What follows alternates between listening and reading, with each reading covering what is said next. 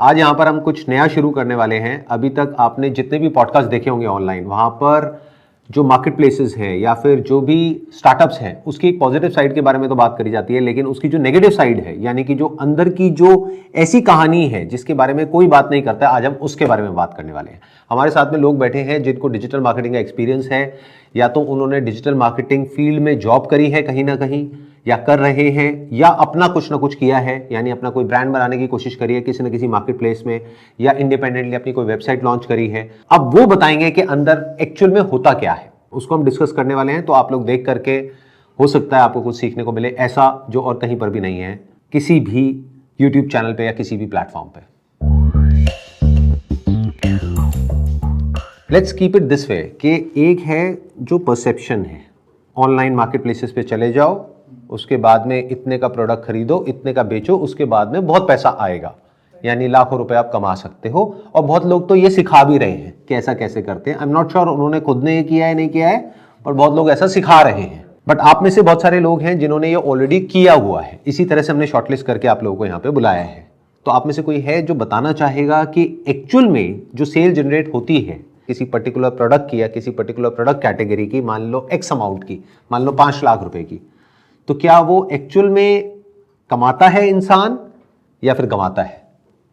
तो कोई है आप में से जो बताना चाहेगा अपने एक्सपीरियंस के बारे में? सर आई बिलीव कि अगर किसी को भी ई कॉमर्स अपना न्यू ब्रांड स्टार्ट करना है तो ideally it should not be through market places, it should be through your website directly और थ्रू सोशल मीडिया। बिकॉज अगर आप किसी भी मार्केट प्लेस पे जा रहे हैं तो you need a huge investment in starting. Working capital का ही जो टाइम होता है अप्रॉक्सीमेट 3 to 4 months का आपको बफर चाहिए होता है प्रैक्टिकली, बिकॉज उसमें मार्जिन वगैरह का जो पेमेंट्स आती हैं, फिर उसके बाद फेक रिटर्न्स वापस आते हैं, कुछ गलत प्रोडक्ट्स आते हैं, तो वो सबका जो मार्जिन होते हैं वो कहीं ना कहीं आपको इन्वेस्टमेंट ज़्यादा करनी पड़ती है till the time you get your money back. तो क्या आप ये कह रहे हो कि वो देखने में बड़ा आसान लगता है कि हमने कहीं से प्रोडक्ट लिया और ले जा करके वहाँ पे मार्केट प्लेसेस में लिस्ट कर दिया, लेकिन एक्चुअल में इतना आसान होता नहीं है? उसके लिए you need to have deeper pockets, in the sense आपके पास बहुत पैसा होना चाहिए पीछे से लगाने के लिए शुरू में, फिर जा करके रिटर्न आएगी। तो क्या आपने किया है उसके बेसिस पे आप बोल रहे हो, अपने एक्सपीरियंस के बेस पे बोल रहे हो? Yes, sir. तो आपने क्या किया था एग्जैक्टली, थोड़ा सा बताएंगे? सर मैंने चिकनकारी कुर्तीज में किया था। मैं अपना फैशन ब्रांड मैंने करा है और स्टार्टिंग में मैंने अमेजोन पे ही करा था स्टार्ट टू वही वीडियोस कितने टाइम तक किया था आपने?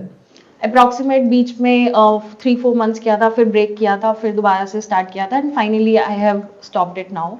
तो अभी आई am not doing on any market place, I am starting again with the social media, I am focusing completely on social media and my own website. When you talking about social media, तो आप क्या करते हैं? मतलब जैसे social media पे आपने अपने प्रोडक्ट को प्रमोट किया और फिर वहाँ से ऑर्डर्स आते हैं, उसको व्हाट्सएप के थ्रू एग्जीक्यूट करते हैं या अपनी वेबसाइट पर ट्रैफिक लेकर के जाते हैं? वेबसाइट के थ्रू। और वेबसाइट आपने क्या शॉपिफाई यूज़ करके बनाया है? अच्छा, ये जो आपने अमेजोन पे किया, और भी मार्केट प्लेसेस पे किया होगा या सिर्फ अमेजोन पे किया था? फ्लिपकार्ट पे किया था but very few, 1 or 2 articles. Actually Amazon is easiest way to start with, Flipkart is a bit difficult, उसमें बहुत सारी चीजें होती हैं। Myntra, Ajio, they have very difficult stages कि उनको अंदर उसमें जाने के लिए it's many more deeper pockets. तो Amazon is the easiest way to start. तो आपने अमेजोन से शुरू किया था, ये कब की बात है, कब किया था आपने शुरू? I have started in 2019 or 20 approx. फिर थोड़े टाइम किया था, there was a good response but I have stopped it because of some personal reasons. But again I have started, but then I realized कि नहीं, I need a very high working capital for this if I want to continue it. ऐसा क्यों कह रहे हैं आप? जैसे आपने 3 महीने किया है, तो कितनी सेल जनरेट करी आपने 3 महीने में?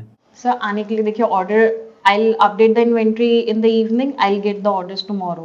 10-15 orders भी आ जाएंगे if the item hits.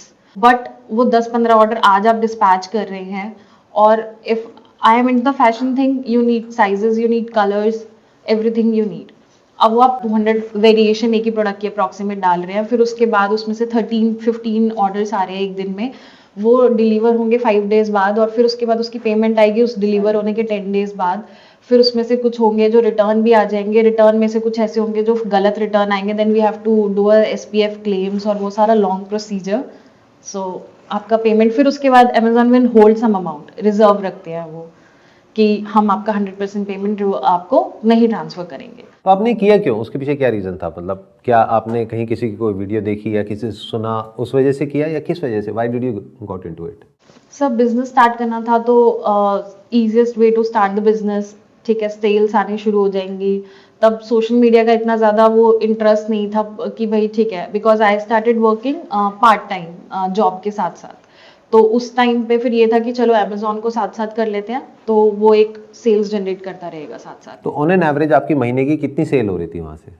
On an average approximate 999 was the amount पर ऑर्डर का, और 10 ऑर्डर्स पर डे के अप्रॉक्सीमेट आ रहे थे। तो 10,000 रुपये की सेल आप ऑन एन एवरेज जनरेट कर रहे थे, मतलब महीने की 3 लाख रुपए की सेल आप जनरेट कर पा रहे थे। हाँ जी। और फिर भी आप कह रहे हैं कि उसमें कमा नहीं पा रहे थे, तभी आपने बंद किया। तो क्यों नहीं कमा पा रहे थे? 3 लाख की सेल तो अच्छी खासी होती है। सर अच्छी खासी होती है, बट वो 3 लाख की सेल लेके आने के लिए अप्रॉक्सीमेट आपको 7-8 लाख की इन्वेस्टमेंट करनी है, और उसके बाद नेक्स्ट मंथ का भी तक आपको बफर चाहिए, वर्किंग कैपिटल चाहिए। दैट इज 1 एंड 2, क्या इसमें ऐड भी करनी पड़ती है आपको या नहीं? ऐड नहीं करी? मैंने पर्सनली एड्स नहीं चलाए थे। एड्स नहीं चलाई थी। तो आपकी कॉस्ट क्या थी? अगर इसमें कॉस्ट देखी जाए, आपने 999 का प्रोडक्ट बेचा, तो इसमें एक कमीशन होगा उसका प्लेटफॉर्म का, वो कमीशन कितना था?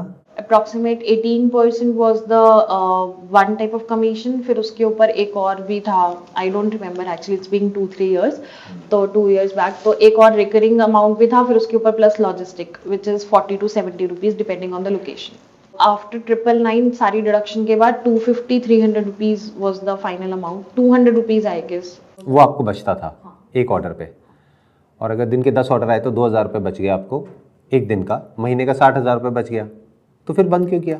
सर वो रिटर्न्स उससे ज्यादा आ रहे हैं ना। और वो जो रिटर्न आ गया, क्योंकि ये कुर्ती है, तो वो आप दोबारा सेल नहीं कर सकते, वो बेकार हो गई।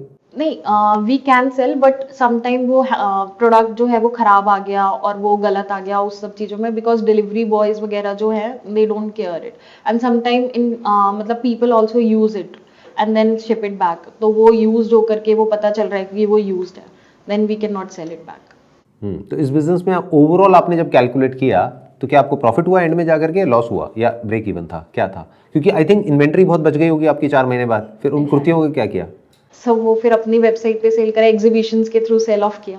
एनीबडी एल्स जो थोड़ा और बताना चाहे? हाँ बताइए सर। अगर बंदे को ई कॉमर्स स्टार्ट करना है, अपना कोई ऑनलाइन जाना है, तो सर सबसे बेस्ट ऑप्शन ही अमेजोन है। मतलब मैं तो जेन्युइनली रेकमेंड नहीं करूँगा कि वो D2C जाए कि अपनी वेबसाइट बनाए। पहले सर वो शॉपिफाई पे जाएगा, उसको खरीदेगा, है ना, उसके पर मंथ के चार्जेस देगा, ठीक है। फिर उस पर लिस्टिंग्स करने, अगर उसे नहीं भी आती तो वो कोई बंदा हायर करेगा, उसके पैसे लगेंगे अलग। तो सर अमेजोन आपको पूरा एक सेटअप देता है, सब कुछ देता है। आप लॉग इन करो, आप अपना प्रोडक्ट डालो उसके ऊपर और बेचो। सर जो अमेजोन है ना, वो जेन्युइनली सिर्फ एल्गोरिदम पे काम करता है। उसमें ये नहीं है कि वो क्या कहते हैं आपको, मतलब कि क्या कहते हैं खुद पुश दे देगा या कुछ देगा। आप जैसे हीलियम 10 एक सॉफ्टवेयर होता है, आप उससे कीवर्ड्स आप सिलेक्ट करो, है ना, वो कीवर्ड्स आप उसके टाइटल में डालो, आप उसके डिस्क्रिप्शन में डालो, तो जो लोग सबसे ज़्यादा सर्च करते हैं वो हीलियम बता देता है कि लोग क्या सर्च कर रहे हैं। कोई गिफ्ट की स्पेलिंग गलत लिख देता है, जैसे GIFET लिख देता है, तो वो भी बता देगा हीलियम। तो अमेजोन सर सबसे ईजीएस्ट वे होता है वहाँ पे अपने आप को स्टार्ट करने का। लोग सर उससे प्रॉफिट निकालते भी हैं, ऐसा नहीं है कि मतलब सिर्फ एक ये मतलब बेकार चीज़ है, लोग प्रॉफिट भी निकालते हैं उससे, लेकिन इतना निकाल लेते हैं कि आपका घर चल जाए। लेकिन अगर मैं सोचूं कि मुझे ग्रो करना है अपने आप को, तो वो वहाँ से नहीं हो पाएगा। उसके लिए फिर हमें वापस D2C पे जाना पड़ेगा, मतलब अपनी वेबसाइट बनानी पड़ेगी और अपने प्लेटफॉर्म से सेल करना होगा, अपना ब्रांड बनाना होगा। अब ये 2 अपोजिंग व्यूज हो गए। आप ये कह रहे हैं कि मार्केट प्लेसेस पे नहीं जाना चाहिए क्योंकि वहाँ पे कमाई करना इज नेक्स्ट टू इम्पॉसिबल अगर आपके पास में बहुत पैसा नहीं है तो। But what you are saying is कि अपनी खुद की वेबसाइट नहीं बनानी चाहिए, डायरेक्ट नहीं जाना चाहिए और मार्केट प्लेसेस पे जाना चाहिए। क्योंकि सर मैं अगर वेबसाइट बना लूंगा, मुझे जानता कौन है? राइट। अभी सर हमारे पास 140 करोड़ लोग हैं, मुझे क्या पता कौन क्या काम कर रहा है, या मैं जैसे इनसे पहले नहीं मिला था, मुझे नहीं पता था कि ऐसा कुछ ब्रांड भी है। तो हम अमेजोन पे डायरेक्टली जाके अपने आप को स्टार्ट कर सकते हैं, वहां से हम अपने एल्गोरिदम को बढ़ा सकते हैं, वहां पे हम एड्स चला सकते हैं कम पैसों में, कि जैसे 500 रुपये पर डे की या 1000 रुपये पर डे की। जैसे धीरे धीरे हमारा जो प्रोडक्ट है वो पेजेस वाइज आगे आने लगे, जैसे सबसे लास्ट पे है तो धीरे धीरे आगे आने लगे। तो जैसे अगर आप रिव्यूज करवा दो, जैसे मैंने अपने किसी दोस्त को बोल दिया कि यार तू खरीद ले और रिव्यू कर दे, तो उस रिव्यू के बेसिस पे भी अमेजोन आपकी लिस्टिंग को उठाता चला जाता है, ठीक है। अगर आप सर जैसे फर्स्ट पेज पे आ रहे हो, आप एड्स रन कर रहे हो, ठीक है, तो विजिबिलिटी आपको मिलना चालू होगी। उसका एल्गोरिदम समझेगा कि यार ये बंदा जो है टाइमली डिलीवर करता है प्रोडक्ट, लोग पसंद कर रहे हैं, रिव्यूज कर रहे हैं अच्छे। तो वहां से सर हम अपने आप को ना एक रेवेन्यू जनरेट कर सकते हैं। जैसे हम जीरो थे, 40,000 पे आए, तो उस 40,000 से फिर हम सर D2C पे जा सकते हैं कि भाई हम अपनी एक वेबसाइट बनाए, लेकिन उस वेबसाइट वो पूरे 40,000 रुपये खा जाएगी आपकी वेबसाइट, क्योंकि आप जब आप एड्स चलाओगे ना तो एड्स इतने महंगे होते हैं। आप 1,000 रुपये पर डे का तो कुछ भी नहीं होता वेबसाइट पे, आप कम से कम 4,000 5,000 के चलाओगे तो वो थोड़ा बहुत लोगों को इंस्टाग्राम पे जाके विजिबल होगा, क्योंकि सब लोग अभी इंस्टा पे मूव हो रहे हैं। FB तो सर कोई चलाता ही नहीं, मुझे भी नहीं पता, मैंने शायद 2 साल में लॉगिन किया है कि नहीं किया। तो वहां से सर वो इंस्टा पे जाएगा, 4-5 हजार रुपये पर डे के बर्न हो रहे हैं, 1.5 लाख रुपए हो गया महीने का, ठीक है। तो वो D2C सर आपको लॉस ही देके जाएगा। लेकिन सर जो हम पॉडकास्ट देखते हैं ना सर, उसमें क्या बताते हैं कि अभी एक फैंसी टाइप की एक फैंटेसी चल रही है कि ना कि आप ब्रांड बनाओ, है ना, आप उसकी सेल्स लेके आओ, 40 लाख 50 लाख रुपए लाओ या करोड़ रुपए लाओ और 60-70 करोड़ का बेच के निकल लो, है ना। राइट, ये बहुत बातें हो रही हैं इधर उधर। तो अब सर इसीलिए ना लोग घुस रहे हैं, यार घुसता हूँ, इसको ब्रांड बना देता हूँ फटाफट से और बेच के निकल लूंगा। तो वो सर स्लो मूवमेंट पे नहीं चलना चाहते कि जैसे स्लो ग्रोथ होती है जो अच्छी ग्रोथ होती है, तो वो चीज नहीं लोग करना चाह रहे। अब लोगों के दिमाग में सेट हो गया है कि यार पैसा ऐसे कमाया जा सकता है, लेकिन सर वो प्रॉब्लम सॉल्विंग नहीं है कि जो भी आप बेच रहे हो, बस पैसा कमाने का मोटिव आ गया कि यार इसको बना लेते हैं और बेच देते हैं। आप अगर सर, मैं अगर कोई प्रॉब्लम सॉल्व कर रहा हूँ किसी बंदे की और उसको Amazon पे बेच रहा हूँ, उसकी एक्चुअल में प्रॉब्लम सॉल्व हो रही है तो वो ऑब्वियसली रिव्यू करेगा, रिव्यू करते करते जैसे हमारी लिस्टिंग्स। लेकिन आपने जो बोला उसमें भी तो एक फ्लॉ है ना। देखो, आप ये जो बोल रहे हो यहाँ तक बिल्कुल ठीक है कि अगर अपनी वेबसाइट बनाते हैं उसमें मार्केटिंग में बहुत पैसा लग जाएगा और इतना पैसा लगाने के लिए उसके बाद में रिटर्न आएगी, फिर उसमें प्रॉफिट जनरेट करना इज वेरी डिफिकल्ट। बट आप कह रहे हो Amazon का या किसी भी मार्केट प्लेस का एल्गोरिथम क्रैक करना पड़ेगा, which is again next to impossible for a layman, because अगर किसी भी पर्टिकुलर प्रोडक्ट कैटेगरी में कोई इंसान जाएगा तो वहां पे हजारों प्रोडक्ट्स हैं और सारा खेल है कि आप टॉप 10 या टॉप 20 रिजल्ट्स में आ रहे हो या नहीं आ रहे। तो टॉप 20 में आओगे कैसे? It's like a chicken and egg situation. जब तक आपके रिव्यूज अच्छे नहीं आएंगे, जब तक आपके नंबर ऑफ प्रोडक्ट ज्यादा नहीं बिकेंगे, जब तक एक पर्टिकुलर लेवल तक आप नहीं पहुंचोगे, तब तक टॉप पे नहीं आओगे। जब तक टॉप पे नहीं आओगे तब तक वो नहीं होगा। नहीं सर, इसमें एक है लूप होल। हाँ, एक मिनट, आप कुछ कहना चाहते हैं? हाँ, आप बोलिए। सबसे पहले तो मैं ये चीज बोला चाहूंगा कि सब लोगों को कि रियलिटी है कि सब लोग बिजनेस में कूदना बंद करो। पॉडकास्ट देख के सक्सेसफुल बिजनेस ओनर्स के पॉडकास्ट लोग देख रहे हैं और तुरंत कूद जा रहे हैं। पहले रियलिटी समझो, बैकग्राउंड समझो, अपने आपको समझो। जॉब करनी है नहीं, जॉब करके भी लोग करोड़पति बन रहे हैं, सुंदर पिचाई बैठे हैं वहाँ पे। तो ऐसा नहीं कि बिजनेस करके लोग बनेंगे, बट बिजनेस करो सोच समझ के, बिजनेस प्लान स्ट्रैटेजी बना के करो अगले 1 साल की, क्योंकि अगले 7, 8, 6 महीने तक आपको हो सकता है खाना पीना मिले उस बिजनेस से। तो जैसे उन्होंने बोला वेबसाइट जरूरी है, इन्होंने बोला ई-कॉमर्स के मार्केट प्लेस जरूरी है, मैं बोलता हूँ दोनों जरूरी है। वेबसाइट होना इसलिए जरूरी है कि जब मार्केट प्लेस लोग आदमी आता है तो ह्यूमन साइकोलॉजी क्या होती है कि सपोज अगर मैं एक XYZ ब्रांड देखता हूँ Amazon पे या मिंत्रा पे, मैं यूजुअली हमेशा ट्राई करता हूँ उसकी वेबसाइट पे। मुझे पता है वेबसाइट पे उसका प्राइस ज्यादा बेटर मिलेगा, प्राइस बेटर मिल जाएगा मुझे वेबसाइट पे, प्लस मेरा एक वेबसाइट के साथ एक क्या होता है ना कि जैसे मैं ऐड टू कार्ट छोड़ूंगा तो मुझे मैसेज आता है 5% of, 10% of, customer acquisition cost जैसे बोलते हैं वो आता है। तो मैं इसलिए मार्केट प्लेस पे जरूर चलाना चाहूंगा, जिससे कि यहाँ से मुझे विजिबिलिटी मिलेगी, बेसिकली ऑयल मिलता रहा मुझे यहाँ से, और इस वाली गाड़ी मेरी इस ऑयल से चलती रहे। तो मैं यहाँ पे मार्केटिंग, यहाँ पे भी ऑडियंस जनरेट करता हूँ। पैरेलली मुझे दोनों को चलाना पड़ेगा तभी गाड़ी चल पाएगी। अगर सिर्फ इस पे चलाऊंगा ब्रांड नहीं बनेगा, इस पे बनाऊंगा पैसा भुगता रहूंगा। तो दोनों को पैरेलली चलाना बहुत जरूरी है। अच्छा, let me put it this way, आपके हिसाब से based upon your experience and understanding, आपके हिसाब से रियलिस्टिकली स्पीकिंग इसमें सक्सेसफुल होने के चांसेस क्या हैं अगर दोनों को अलग अलग करके देखा जाए? यानी कि अगर एक मार्केट प्लेस से आप शुरू करते हो तो उसमें एक्चुअल में सक्सेसफुल होने के चांसेस क्या है, यानी पैसा कमाने के चांसेस क्या हैं? आउट ऑफ 100% क्या चांसेस हैं कि आप पैसा कमाओगे और क्या चांसेस है कि आप पैसा गंवाओगे? सर सही टाइम पे सही जगह मेहनत करेंगे, दिमाग लाएंगे, 10 से 12-15 घंटे काम करेंगे दिन का, सही कॉस्ट पे सोर्सिंग करेंगे, सही प्राइसिंग डालेंगे, स्ट्रैटेजी सही SEO करेंगे, सही कीवर्ड्स डालेंगे, सही एड्स चलाएंगे, सही एड्स परफॉर्मेंस वाले बंदे को लेकर आएंगे, तो मार्केट प्लेसेस भी हिट करेगा, वेबसाइट भी हिट करेगी। बस सही चीजें करना जरूरी है और मेहनत करना जरूरी है। लोग क्या करते हैं, Amazon पे लिस्ट करके छोड़ देते हैं, अब ऑर्डर आए, ऑर्डर ऐसे नहीं आता, आपको डेली बेसिस पे काम करना पड़ेगा उसको, आपको उसके टाइटल को बेटर करना पड़ेगा, डिस्क्रिप्शन को बेटर करना पड़ेगा, कॉम्पिटेटिव प्राइस रखना पड़ेगा, बट प्राइस ऐसा भी कॉम्पिटेटिव रखना है कि ये 20 का बेच रहा है तो मैं 15 का बेच दूं, मुझे लॉस हो रहा है, बल्कि नहीं। अब सवाल उठता है सही और गलत क्या है। तो सही का मतलब ये है कि किसी इंसान को पता हो कि उसको कैसे करना है और वो इंसान हो जिसने वो चीज़ आज से पहले 100 बार कर रखी है। नहीं तो एक इंसान हिट एंड ट्रायल करेगा और वो गारंटेड फेल होगा। तो यहाँ पे वैल्यू आ जाती है एक कंसल्टेंट की, एक ऐसे इंसान की जो कि एक्सपर्ट है उस पर्टिकुलर फील्ड में। यानी कि अगर हम सिंपल वे में समझे कि कोई इंसान अगर ये सोच रहा है कि मैं खुद सब कुछ कर लूंगा और मैं सक्सेसफुल हो जाऊंगा, तो वहां पे सक्सेसफुल होने के चांसेस बहुत कम हैं। लेकिन अगर वो शुरू में फुल टाइम बेसिस पे किसी को रिक्रूट ना भी करे, ऑन फ्रीलांस बेसिस किसी ऐसे कंसल्टेंट को हायर करे जिसको कि ये काम एक्चुअल में आता हो। अब उसमें भी ये बहुत बड़ा क्वेश्चन मार्क है कि वो कंसल्टेंट एक्चुअल में जेन्युइन है या फ्रॉड है, राइट? कि वो उसका काम ही यही है क्या कि लोगों को ला करके उनसे पैसे लेना, और उनका काम चलता ही नहीं चलता, वो भाड़ में जाए, अपना काम चलना चाहिए। ऐसे भी बहुत लोग हैं।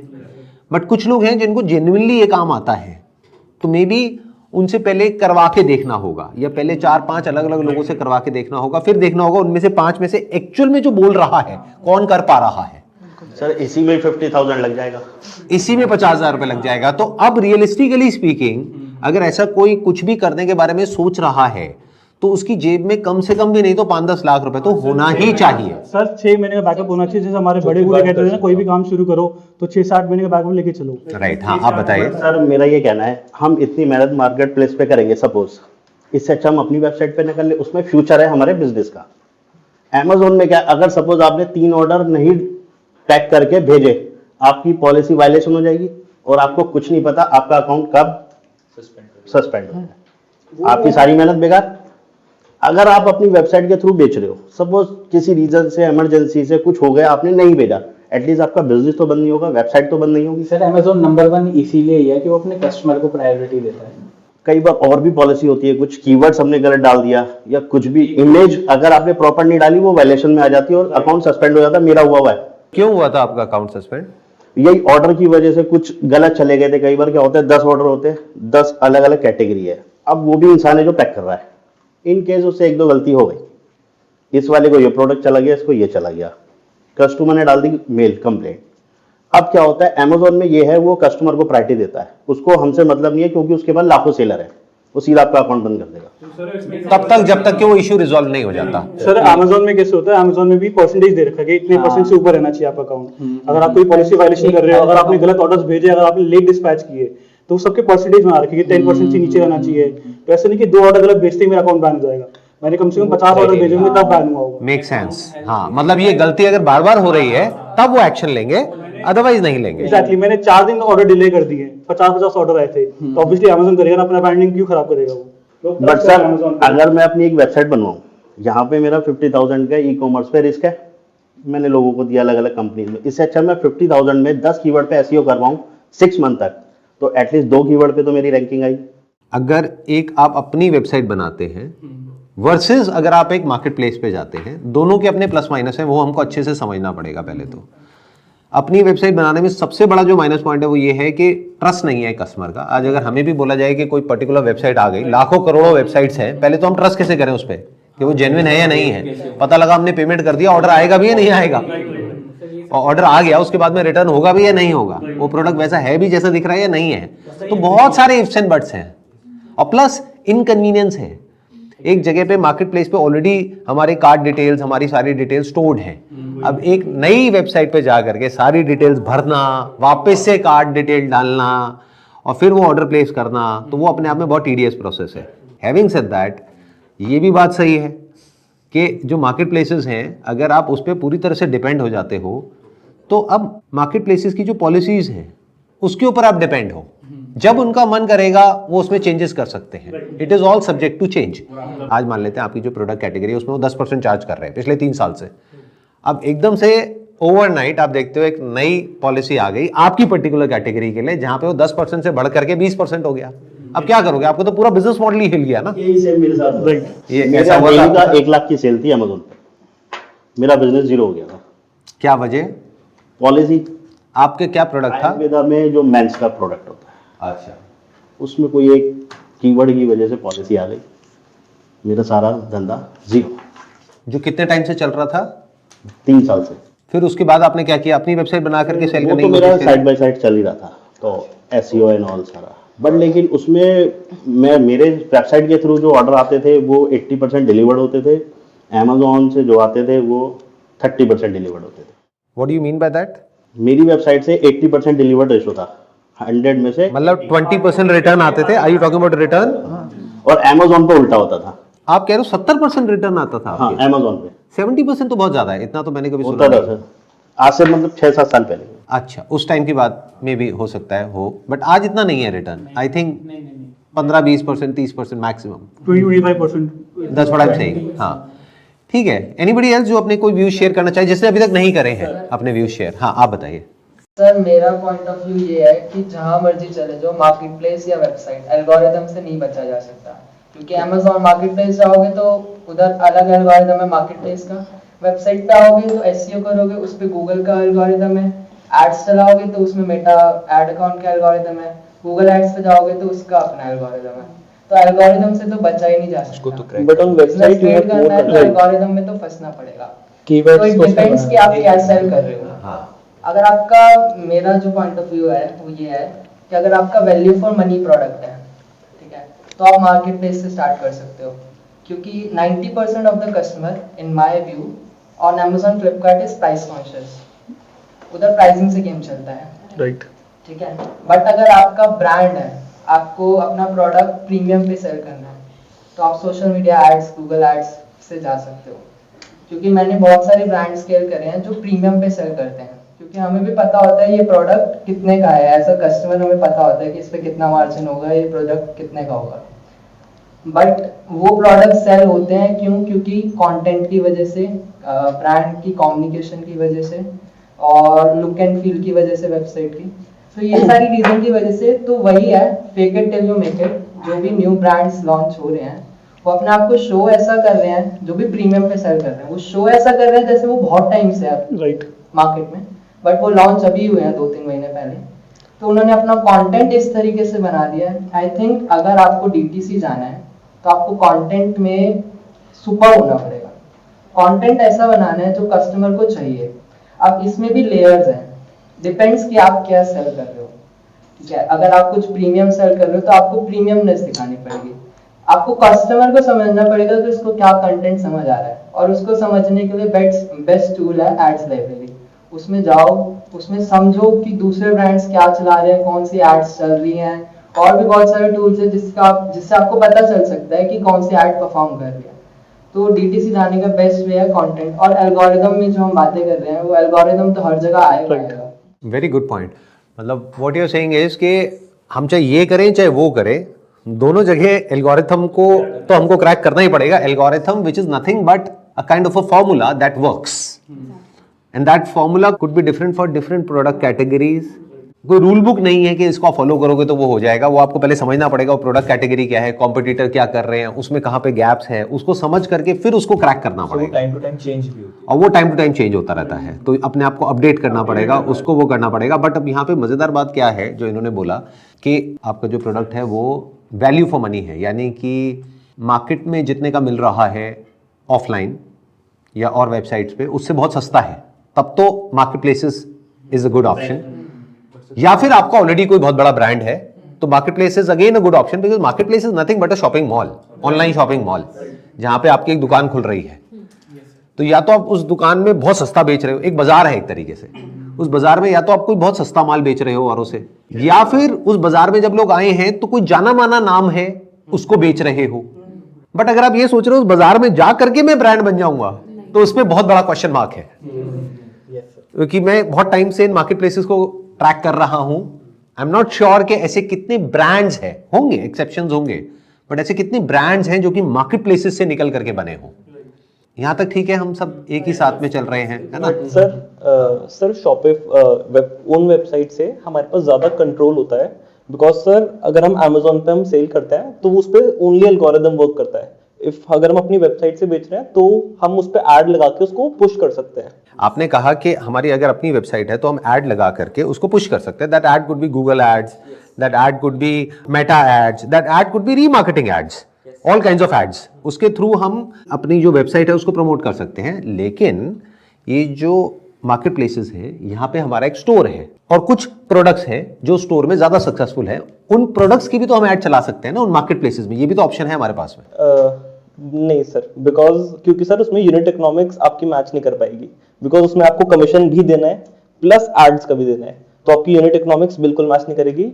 इंस्टेड आप अपनी वेबसाइट पे ओनली एड्स का ही खर्चा करते हैं, तो आप एक प्रॉफिटेबल या फिर एक सस्टेनेबल बन सकते हैं। This is based on an assumption कि जो हम अपनी वेबसाइट के लिए एड्स रन कर रहे हैं वहां पे जो कन्वर्जन रेशियो होगी वो मार्केट प्लेसेस की कन्वर्जन रेशियो से बहुत ज्यादा होगी और उसकी कॉस्ट कम होगी।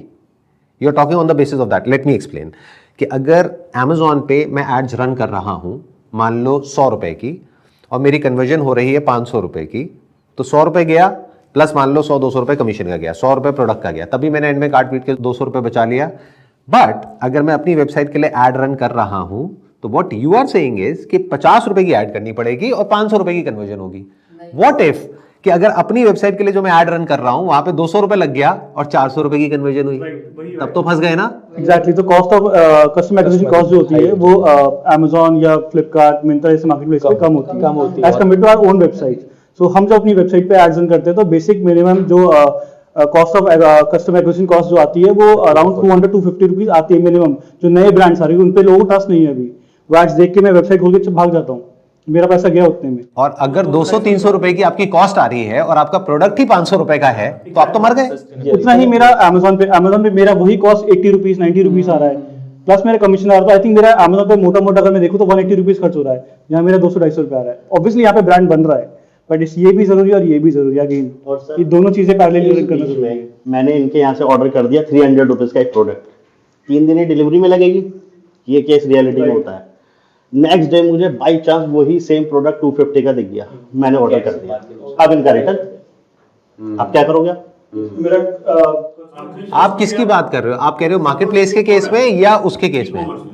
मैंने Amazon से एक प्रोडक्ट आज ऑर्डर कर दिया, वो 350 रुपीज का था, मैंने देखा R&D करा तो सबसे सस्ता यही लगा मुझे, 5 मिनट का टाइम था और सेम प्रोडक्ट मेरे को आने वाले टाइम में सस्ता मिल गया। नेक्स्ट डे मेरे को 250 का मिल गया, मैंने वो भी ऑर्डर कर दिया। अब मुझे पता 350 वाला लेना नहीं है, रिटर्न करना है, 250 वाला ले। तो अल्टीमेटली इनका गया क्या? क्योंकि नहीं प्रोडक्ट आपने डिस्पैच नहीं किया कर दिया। अच्छा कर चुके, ओके। अगर डिस्पैच नहीं भी किया तो ऐड का तो नुकसान हो ही गया। पैकेजिंग कॉस्ट गया, मेरा लॉजिस्टिक्स कॉस्ट चला गया, राइट जाने वाने राइट। और प्रोडक्ट रास्ते में डैमेज हो गया। अब Amazon पे जो कस्टमर प्रोडक्ट बाय करता है वो हमारा कस्टमर नहीं है, exactly, this is the fact. Website वाला कस्टमर हमारा है। हाँ। हम फ्यूचर में भी उसको सेल कर सकते हैं, लेकिन Amazon वाले को but yes he is right कि वेबसाइट जो भी कस्टमर्स होंगे उनके पूरे एनालिटिक्स हमारे पास होंगे, उनके पूरा नाम डेटा पूरा होगा, रीटारगेटिंग कर सकते हैं। Amazon में हमें नहीं पता कौन है। मतलब basically what you are saying is कि वो Amazon पे या किसी भी मार्केट प्लेस पे अगर आप कोई प्रोडक्ट सेल कर रहे हैं तो वो अल्टीमेटली उस मार्केट प्लेस का कस्टमर है, क्योंकि वो उसी की वजह से वहां पर है और उसी को ट्रस्ट करके वो वहां से प्रोडक्ट खरीद रहा है, और उस मार्केट प्लेस के लिए भी वही कस्टमर इंपॉर्टेंट है। बिल्कुल correct. You don't own that data. You don't own that data or that customer. You cannot sell that particular customer again and again. नहीं तो मेरे को लगता है उन मार्केट प्लेसेस की जो पॉलिसीज है वो वायलेट हो जाएंगी। राइट। अगर आप अपना डायरेक्ट कॉन्टैक्ट नंबर दोगे और आप कहोगे कि अब आप अगली बार से हमसे खरीदो और आपको 20% डिस्काउंट मिलेगा हमारी वेबसाइट से, I think so, I am not sure, but market places violate हो जाएंगी, वो कर ही नहीं सकते। कई सारे वेंडर्स ने काम किया है पास में कि उन्होंने अपने पैकेजेस में अपने कार्ड्स भेज दिए हैं कि directly order from our website and get 50% off, या फिर 100 रुपीज आपको मिल जाएगा, रिव्यू डाल दो। तो Amazon ने जहां पकड़ा है उसको फिर अकाउंट सस्पेंड ही कर दिया। तो ये तो बहुत बड़ा रिस्क है देखा जाए तो ultimately what you are doing is, आप एक बाजार में बैठे हैं, उस बाजार में Amazon ने क्या किया है या किसी भी मार्केट प्लेस ने क्या किया है, आपके जैसे हजारों दुकानें हैं जो सेम प्रोडक्ट बेच रही है और फोटोज भी ऑलमोस्ट सेम होती हैं देखने में, और वहां पे नीचे वो भी आ जाता है other sellers are selling it for, कि अगर आप 295 का बेच रहे हो तो नीचे आ जाएगा ऑप्शन कि 265 में भी है, इतने में भी है, उतने में भी है, अच्छा उसमें डिलीवरी थोड़ा लेट है, ये है वो है, व्हाटएवर, वो सब आपको ऑप्शंस दिख जाएंगे। अब जिसने सबसे सस्ता बेचा उसके बिकने के चांसेस बहुत ज्यादा है, या जिसके रिव्यूज बहुत ज्यादा होंगे उसके बिकने के चांसेस ज्यादा है। रिव्यू का पैटर्न चलता है। सर यहाँ पे ये चीज आती है कि आप जनरिक प्रोडक्ट्स मत बेचो जो सब बेच रहे हैं, आप भीड़ में घुसोगे तो फिर फंसोगे। बेटर आप एक बेटर क्वालिटी का प्रोडक्ट को सोर्स करो, बेटर प्राइसिंग पे सोर्स करो, बेटर शूट करवाओ, बेटर प्राइसिंग हो, बेटर डिस्क्रिप्शन हो, टाइटल हो, आप ट्रेडमार्क लेके उसको बेचो, तो वो कोई कॉपी जल्दी से नहीं कर सकता है। प्लस जैसे इनका चिकन करी कुर्ता कोई स्पेशल डिजाइन बना दिया तो मैं उसको अंडर सेल नहीं कर सकता, मैं अंडर सेल करूंगा तो ये मुझको पॉलिसी वायलेशन का रूल डाल सकती है Amazon को रिपोर्ट करके। तो अगर इसको हमको क्रैक करना हो इस बिजनेस मॉडल को, यानी मार्केट प्लेस वाले बिजनेस मॉडल को, देखो कुछ लोग तो हैं जिन्होंने क्रैक कर लिया है, मान के चलते हैं, चलो मार्केट प्लेसेस पे जो लोग जाते हैं उसमें से 90% फेल हो जाते हैं, जस्ट एज एन एग्जाम्पल। 10% तो सक्सेसफुल होते हैं ना, अगर वो भी नहीं होते तो मार्केट प्लेस भी नहीं चलता। अब वो 10% ऐसा क्या करते हैं वो हमें समझना है। अगर उसको हम क्रैक कर लें तो वो जो लोग हमें अभी देख रहे हैं उन्हें एटलीस्ट ये समझ आ जाएगा कि क्या करना है और क्या नहीं करना है। तो एक जो मेरे को अभी तक जो आपसे बात करके समझ आ रहा है, कोई ऐसी प्रोडक्ट कैटेगरी जिसमें बहुत कंपटीशन है, ऑलरेडी बहुत सारे प्लेयर्स हैं और जहां पर के स्कोप है किसी मैन्युफैक्चरर के भी डायरेक्टली अपने प्रोडक्ट्स को लिस्ट करने का। ऐसी बहुत सारी कैटेगरीज हैं जहां पे इंपोर्टर्स खुद आ गए हैं, 80% उनसे तो आप कॉम्पीट कर ही नहीं सकते। 80% कैटेगरीज ऐसी हैं, तो उस कैटेगरी में घुसने का कोई फायदा ही नहीं है। वहां पे आप हारोगे क्योंकि आप प्राइस में उनसे जीत ही नहीं पाओगे। आप एक इंपोर्टर जो कि होलसेलर को दे रहा है, उस होलसेलर से आप खरीद के बेचने की कोशिश कर रहे हो और आपकी कॉस्ट आ रही है 300 रुपए और उसकी कॉस्ट है 150 रुपए। वो 295 में भी बेच के पैसा कमा लेगा, आप 900 का बेच के भी पैसा नहीं कमा पाओगे। यहाँ पे आप सिर्फ तब जीत सकते हो आप ब्रांडिंग वाला गेम खेलना शुरू कर दो, बट उसमें बर्न करना पड़ेगा आपको। What do you mean by that? Market place पे ब्रांडिंग वाला गेम कैसे हुआ? मार्केट प्लेसेस भी नहीं, ऑब्वियसली वेबसाइट पे भी, एंड देन अकॉर्डिंग। हाँ, बट अभी हम उसकी बात नहीं कर रहे, अभी हम मार्केट प्लेस की बात कर रहे हैं। मार्केट प्लेस को अब अगर हमको क्रैक करना हो तो हमें क्या करना पड़ेगा? कि मतलब बंदा ना sir, I think sir category ही वो सिलेक्ट कर ले जो नॉन रिटर्नेबल हो। अच्छा, ऐसी भी कुछ कैटेगरीज होती हैं जो कि नॉन रिटर्नेबल होती हैं, ताकि एक रिटर्न की हमारी प्रॉब्लम सॉल्व हो जाए। लेकिन तब भी दूसरी एक और बहुत बड़ी प्रॉब्लम है, वो है प्राइस। वो प्रॉब्लम कैसे सॉल्व होगी? अगर वो नॉन रिटर्नेबल कैटेगरी होगी तो जिस मैन्युफैक्चरर का या जिस ब्रांड का आप कॉस्मेटिक प्रोडक्ट सेल कर रहे हो, वो ब्रांड तो खुद भी सेल कर रहा है ना। यस, उसका अपना एक अलग डिवीजन है मार्केट प्लेसेस के लिए, हर ब्रांड का अपना एक अलग डिवीजन है। तो वो तो आपसे सस्ते में बेच ही देगा ना, उससे कैसे जीतोगे? Plus they have got deeper pockets, उनके पास में फंडिंग है, मान लो $10 मिलियन की वैल्यूएशन है, $100 मिलियन का, तो उनसे आप कैसे जीत जाओगे मार्केट प्लेस पे?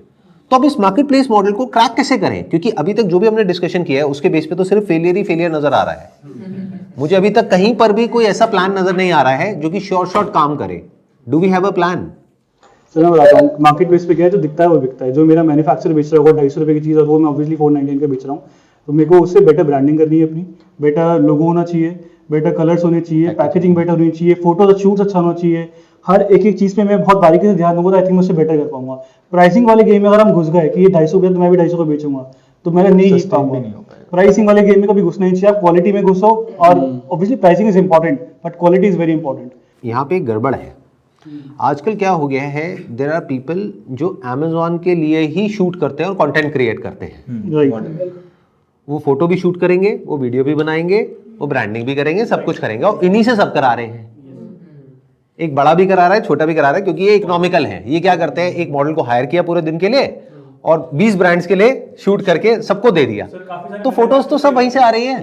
तो वही तो नहीं करना है ना, तभी तो आप अलग दिखोगे। तो आप कह रहे हो वो नहीं करना, तो फिर क्या करना है? उसमें तो उसकी कॉस्ट बहुत ज्यादा आ जाएगी। सर मैन्युफैक्चरर्स भी अभी क्या कर रहे हैं, आजकल सारे मैन्युफैक्चरर, वो ब्यूटी प्रोडक्ट्स हो चाहे वो लॉन्ड्रीज हो, कुछ भी हो, वो शूट्स रेडी रखते हैं। आप अब मैं अगर सपोज एक सेलर की तरह जाऊंगा, सर मुझे आपका माल चाहिए बेचना है, वो बोलेंगे ठीक है 10 प्रोडक्ट ले लो, इसको फोटो शूट के पेन ड्राइव में दिया, ले जाओ, मेरे को फोटोज रेडी मिल रही है। वो वैसी पेन ड्राइव और वो ही फोटो वो 10 को दे चुका है, वो 10 क्या पता 100 को दे चुका है या 500 को दे चुका है। अगर मैंने सुबह 22 प्रोडक्ट लिए भी थे, तो अगर बेटर फोटोग्राफ में खिंचवाता, उससे बेटर रील्स बनवाता, बेटर यूजी कंटेंट बनवाता, बेटर ब्रांडिंग करता, बेटर लोगो होता, बेटर पैकेजिंग होती, बेटर सर्विस होती, ये सब चीज़ अगर मैं बेटर तरीके से करता, बेटर डिलीवरी टाइमलाइन होती, तो मैं उन बाकी लोगों से तो एटलीस्ट आगे होता। और मेरा ब्रांड उन लोगों से अलग इसलिए दिखता क्योंकि जो दिखता है वो बिकता है मार्केट में। अभी तक प्रोडक्ट बंदे के हाथ में पहुंचा ही नहीं है। देखो, आपको एक बहुत मजेदार बात बताता हूँ। जब हम किसी काम को शुरू करते हैं ना, तो हमें ऐसा लगता है कि ये बेटर है, लेकिन वो एक्चुअल में बेटर होता नहीं है। जैसे जब मैंने फोटोग्राफी शुरू करी थी, मुझे लगता था मेरी फोटोग्राफी बहुत अच्छी है, आज समझ आता है वो बहुत गंदी थी। क्योंकि पता तो उसको लगेगा ना जो उस फील्ड में एक्सपर्ट है कि वो अच्छा है या बुरा है। तो ये अपने आप में बहुत बड़ा क्वेश्चन मार्क है कि जिसको वो इंसान अच्छा समझ रहा है, क्या वो अच्छा है एक्चुअल में या नहीं है? और अच्छा है तो किसके लिए है? क्या उस फील्ड के जो एक्सपर्ट है उनके लिए अच्छा है, या जो कस्टमर है उनके लिए अच्छा है? क्योंकि इसमें भी कॉन्ट्रडिक्शन होता है। आप मेरी बात समझ पा रहे हैं मैं क्या कह रहा हूं? कि एक प्रोफेशनल फोटोग्राफर है, मान लो जो टॉप के लेवल पे बैठा है, जो एक दिन का 2 लाख रुपए चार्ज करता है, वो देख के कहेगा ये शूट तो बहुत बढ़िया है। बट उस प्रोडक्ट सेगमेंट का जो कस्टमर है, मान लो 300 रुपए का प्रोडक्ट है, वो देख करके कहेगा भाई मेरे को तो समझ ही नहीं आ रहा क्या कर दिया, ये अजीब सा शूट है। और उसके लिए अच्छे का मतलब कुछ और है। तो ये अपने आप में बहुत बड़ा क्वेश्चन मार्क है, उसको क्रैक करना पड़ेगा। प्लस कोई ऐसा प्रोडक्ट ढूंढना पड़ेगा जिसमें कंपटीशन ना हो, और वो ढूंढना आज की डेट में ऑलमोस्ट नेक्स्ट टू इम्पॉसिबल है, क्योंकि हर कोई यही कर रहा है। और मजे की बात, आप नए घुस रहे हो इन मार्केट प्लेसेस में, there are lot of people जो इन मार्केट प्लेसेस में पिछले 2 साल से 5 साल से 10 साल से बैठे हैं और वो भी नई नई कैटेगरीज ढूंढ रहे हैं, क्योंकि उनको पता है कि मैं ये प्रोडक्ट इंपोर्ट कर रहा हूं या ये प्रोडक्ट यहां से ले रहा हूं और बेच रहा हूं, यहां पे मैं इतना कमा रहा हूं, तो वो भी तो अपनी प्रोडक्ट जो कैटेगरीज हैं उसको एक्सपैंड करते जा रहे हैं। तो उनके लिए वो आसान है, आपके लिए मुश्किल है, क्योंकि वो 2-4-5 साल से वहां बैठे हैं। कोई नया इंसान आ रहा है और वो आकर के ये सोचता है कि मैजिकली मैं एकदम से कुछ क्रिएट कर दूंगा, तो I don't think it's going to be a cake walk. Sir वही तो बिजनेस है, बट नए आइडियाज और नए प्रोडक्ट्स को सोर्स करना और नए अपना टेस्ट डालना। गिव मी एन आइडिया कि ऐसा क्या प्रोडक्ट है जो आप कहते हैं कि जिसमें Amazon पे अगर आज आपको शुरू करना हो या हम में से किसी को शुरू करना हो, let's not talk theoretically, practically बात करते हैं। गिव मी वन आइडिया कि ऐसा क्या प्रोडक्ट है जिसको हम सेल करते हैं जो आप कहते हो कि इन मार्केट प्लेसेस पे नहीं है या उसमें कंपटीशन नहीं है जहां पे कि हम सक्सेसफुल हो सकते हैं। Give me one idea. देखो, एक कैटेगरी पकड़ते हैं, आर्टिफिशियल ज्वेलरी, ये हमको सबको पता है ये कैटेगरी। Amazon पे जाते हैं तो Amazon का कमीशन कितना है इस कैटेगरी में? 33 है सर। 33% है, और आप कुछ भी सर्च करो वहां पे कम से कम 10,000 प्रोडक्ट आ जाएंगे। ईयरिंग सर्च करो, नेकलेस सर्च करो, पेंडेंट सर्च करो, ब्रेसलेट सर्च करो, रिंग सर्च करो, कुछ भी सर्च करो, और वो प्रोडक्ट की रेंज आएगी 200 से 300 रुपए। अब इसमें कोई रॉकेट साइंस नहीं है, आप कहीं होलसेलर पे जाओ, वहां पे वो चीज आपको मिल जाएगी 50-100 रुपए में, लेकिन 30% तो Amazon ले गया, यानी 100 रुपए तो वहां चला गया, प्लस रिटर्न है, प्लस लॉजिस्टिक्स की कॉस्ट है, प्लस आपको ऐड भी चलानी पड़ेगी शुरू में। और ये अपनी जो स्ट्रेंथ है उसको ओवर एस्टिमेट करने वाली बात हो गई कि वो ब्रांड जो 5-10 साल से बैठे हैं उन्हें टाइटल लिखना नहीं आता है और हमें आता है। ये अपने आप में बहुत एक बड़ा मिथ है, और हमें ऐसा लगता है कि हम कुछ ऐसा कर लेंगे जो उन्हें नहीं पता है, जो उस इंडस्ट्री में बैठे हैं। तो डिजाइन वाइज भी, फोटोग्राफ्स वाइज भी वो हमसे बहुत आगे निकल चुके हैं, क्योंकि उनके पास में बहुत पैसा है, वो कमा के बैठे हैं। जिनके पास में 4000 रिव्यूज हैं और 4 स्टार की रेटिंग है और पता नहीं कितने बड़े लेवल पे वो रोटेशन घुमा रहे हैं, मान लो करोड़ों रुपए की रेवेन्यू जनरेट कर रहे हैं यहाँ से। कुछ गिने चुने ऐसे वो हैं वेंडर्स, उनके अलग अलग नाम है, वहां पे Amazon पे दिख जाएंगे। तो अब हमारे पास में 2 ऑप्शंस हैं। एक है कि हम मार्केट प्लेसेस के थ्रू जाएं, बट वहां पे हमारा कंपटीशन किससे है? एक है इन सारे ब्रांड से जो पिछले 5-10 साल से बैठे हैं अपनी जगह बना करके, और वहां पे घुस पाना only on the basis of price is again not going to be easy.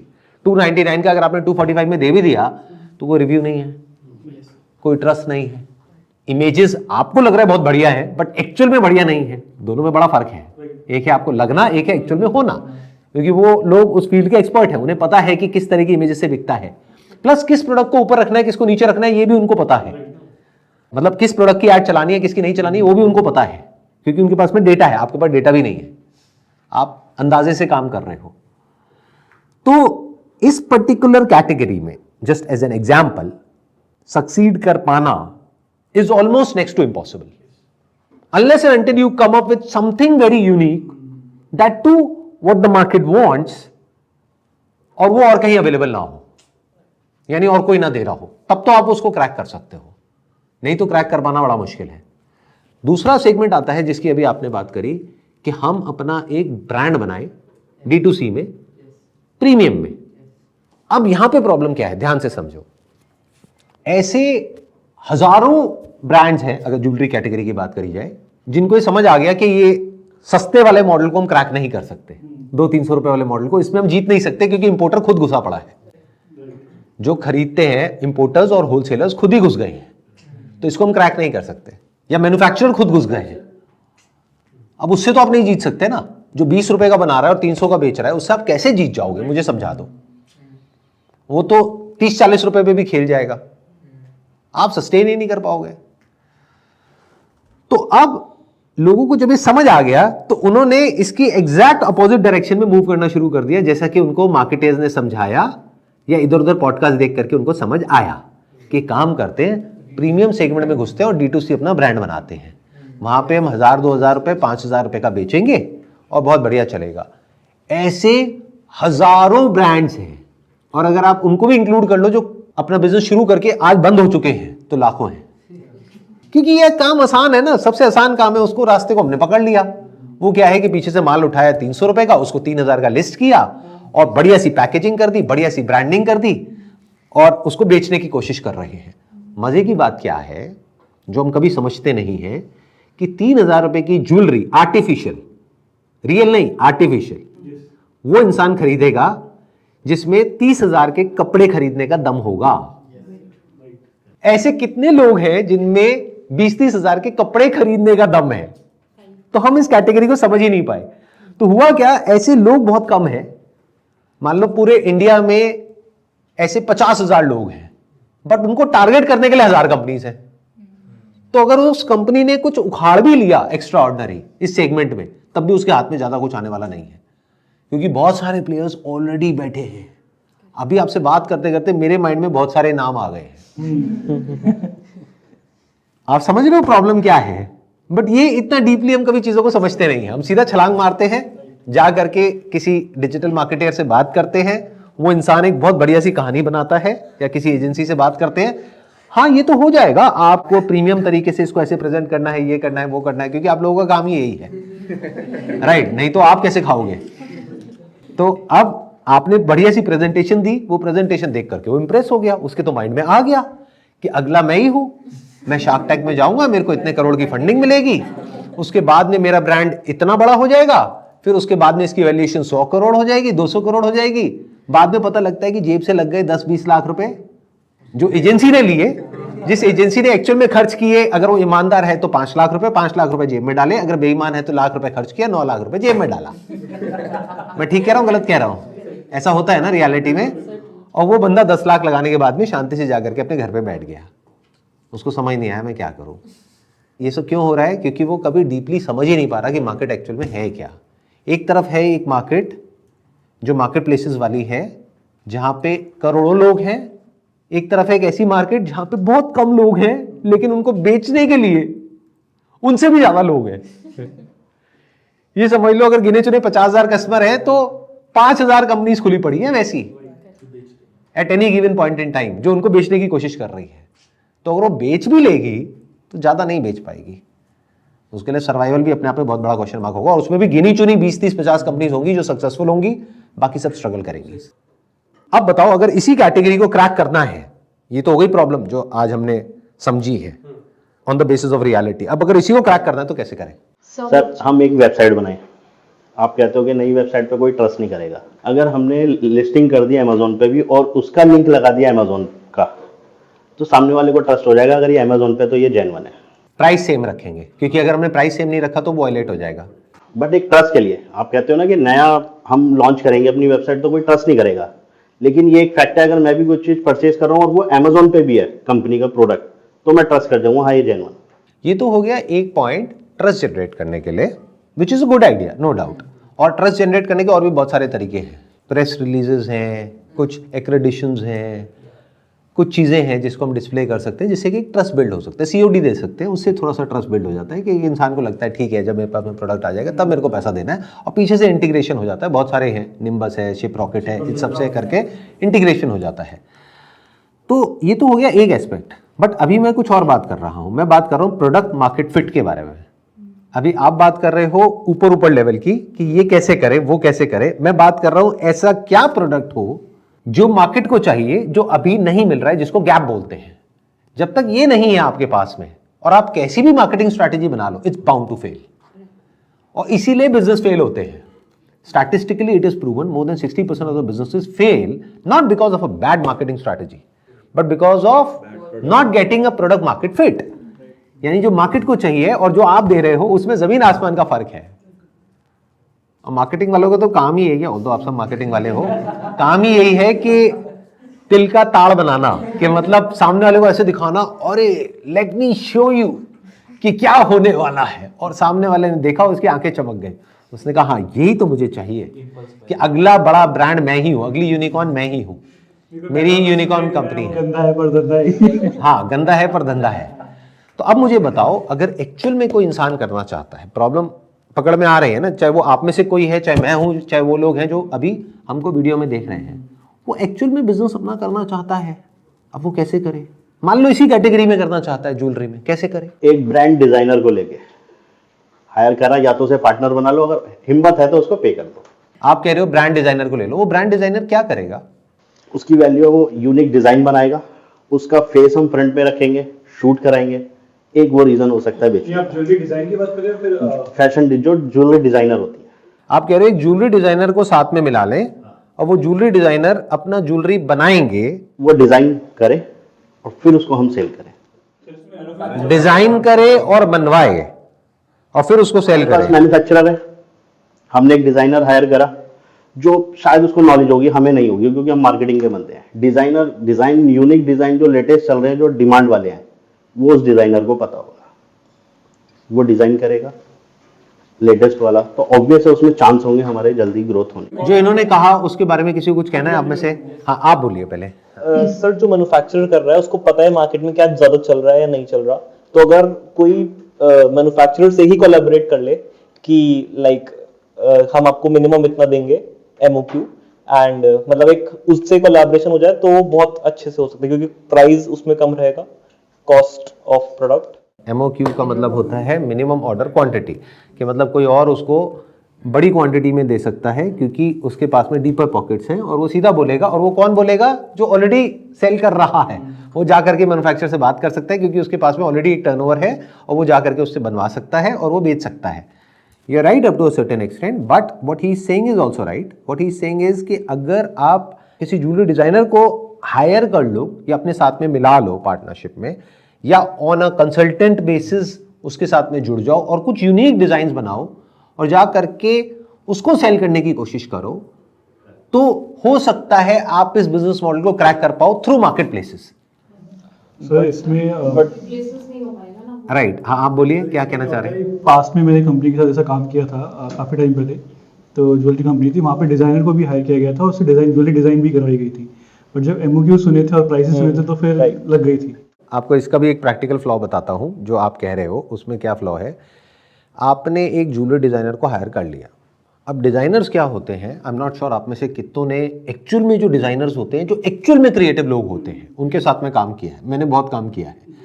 तो उनका जो माइंड होता है वो कुछ अलग ही होता है, उनके दिमाग में कुछ अलग सा आ रहा होता है और जरूरी नहीं है कि वो सक्सेसफुल हो।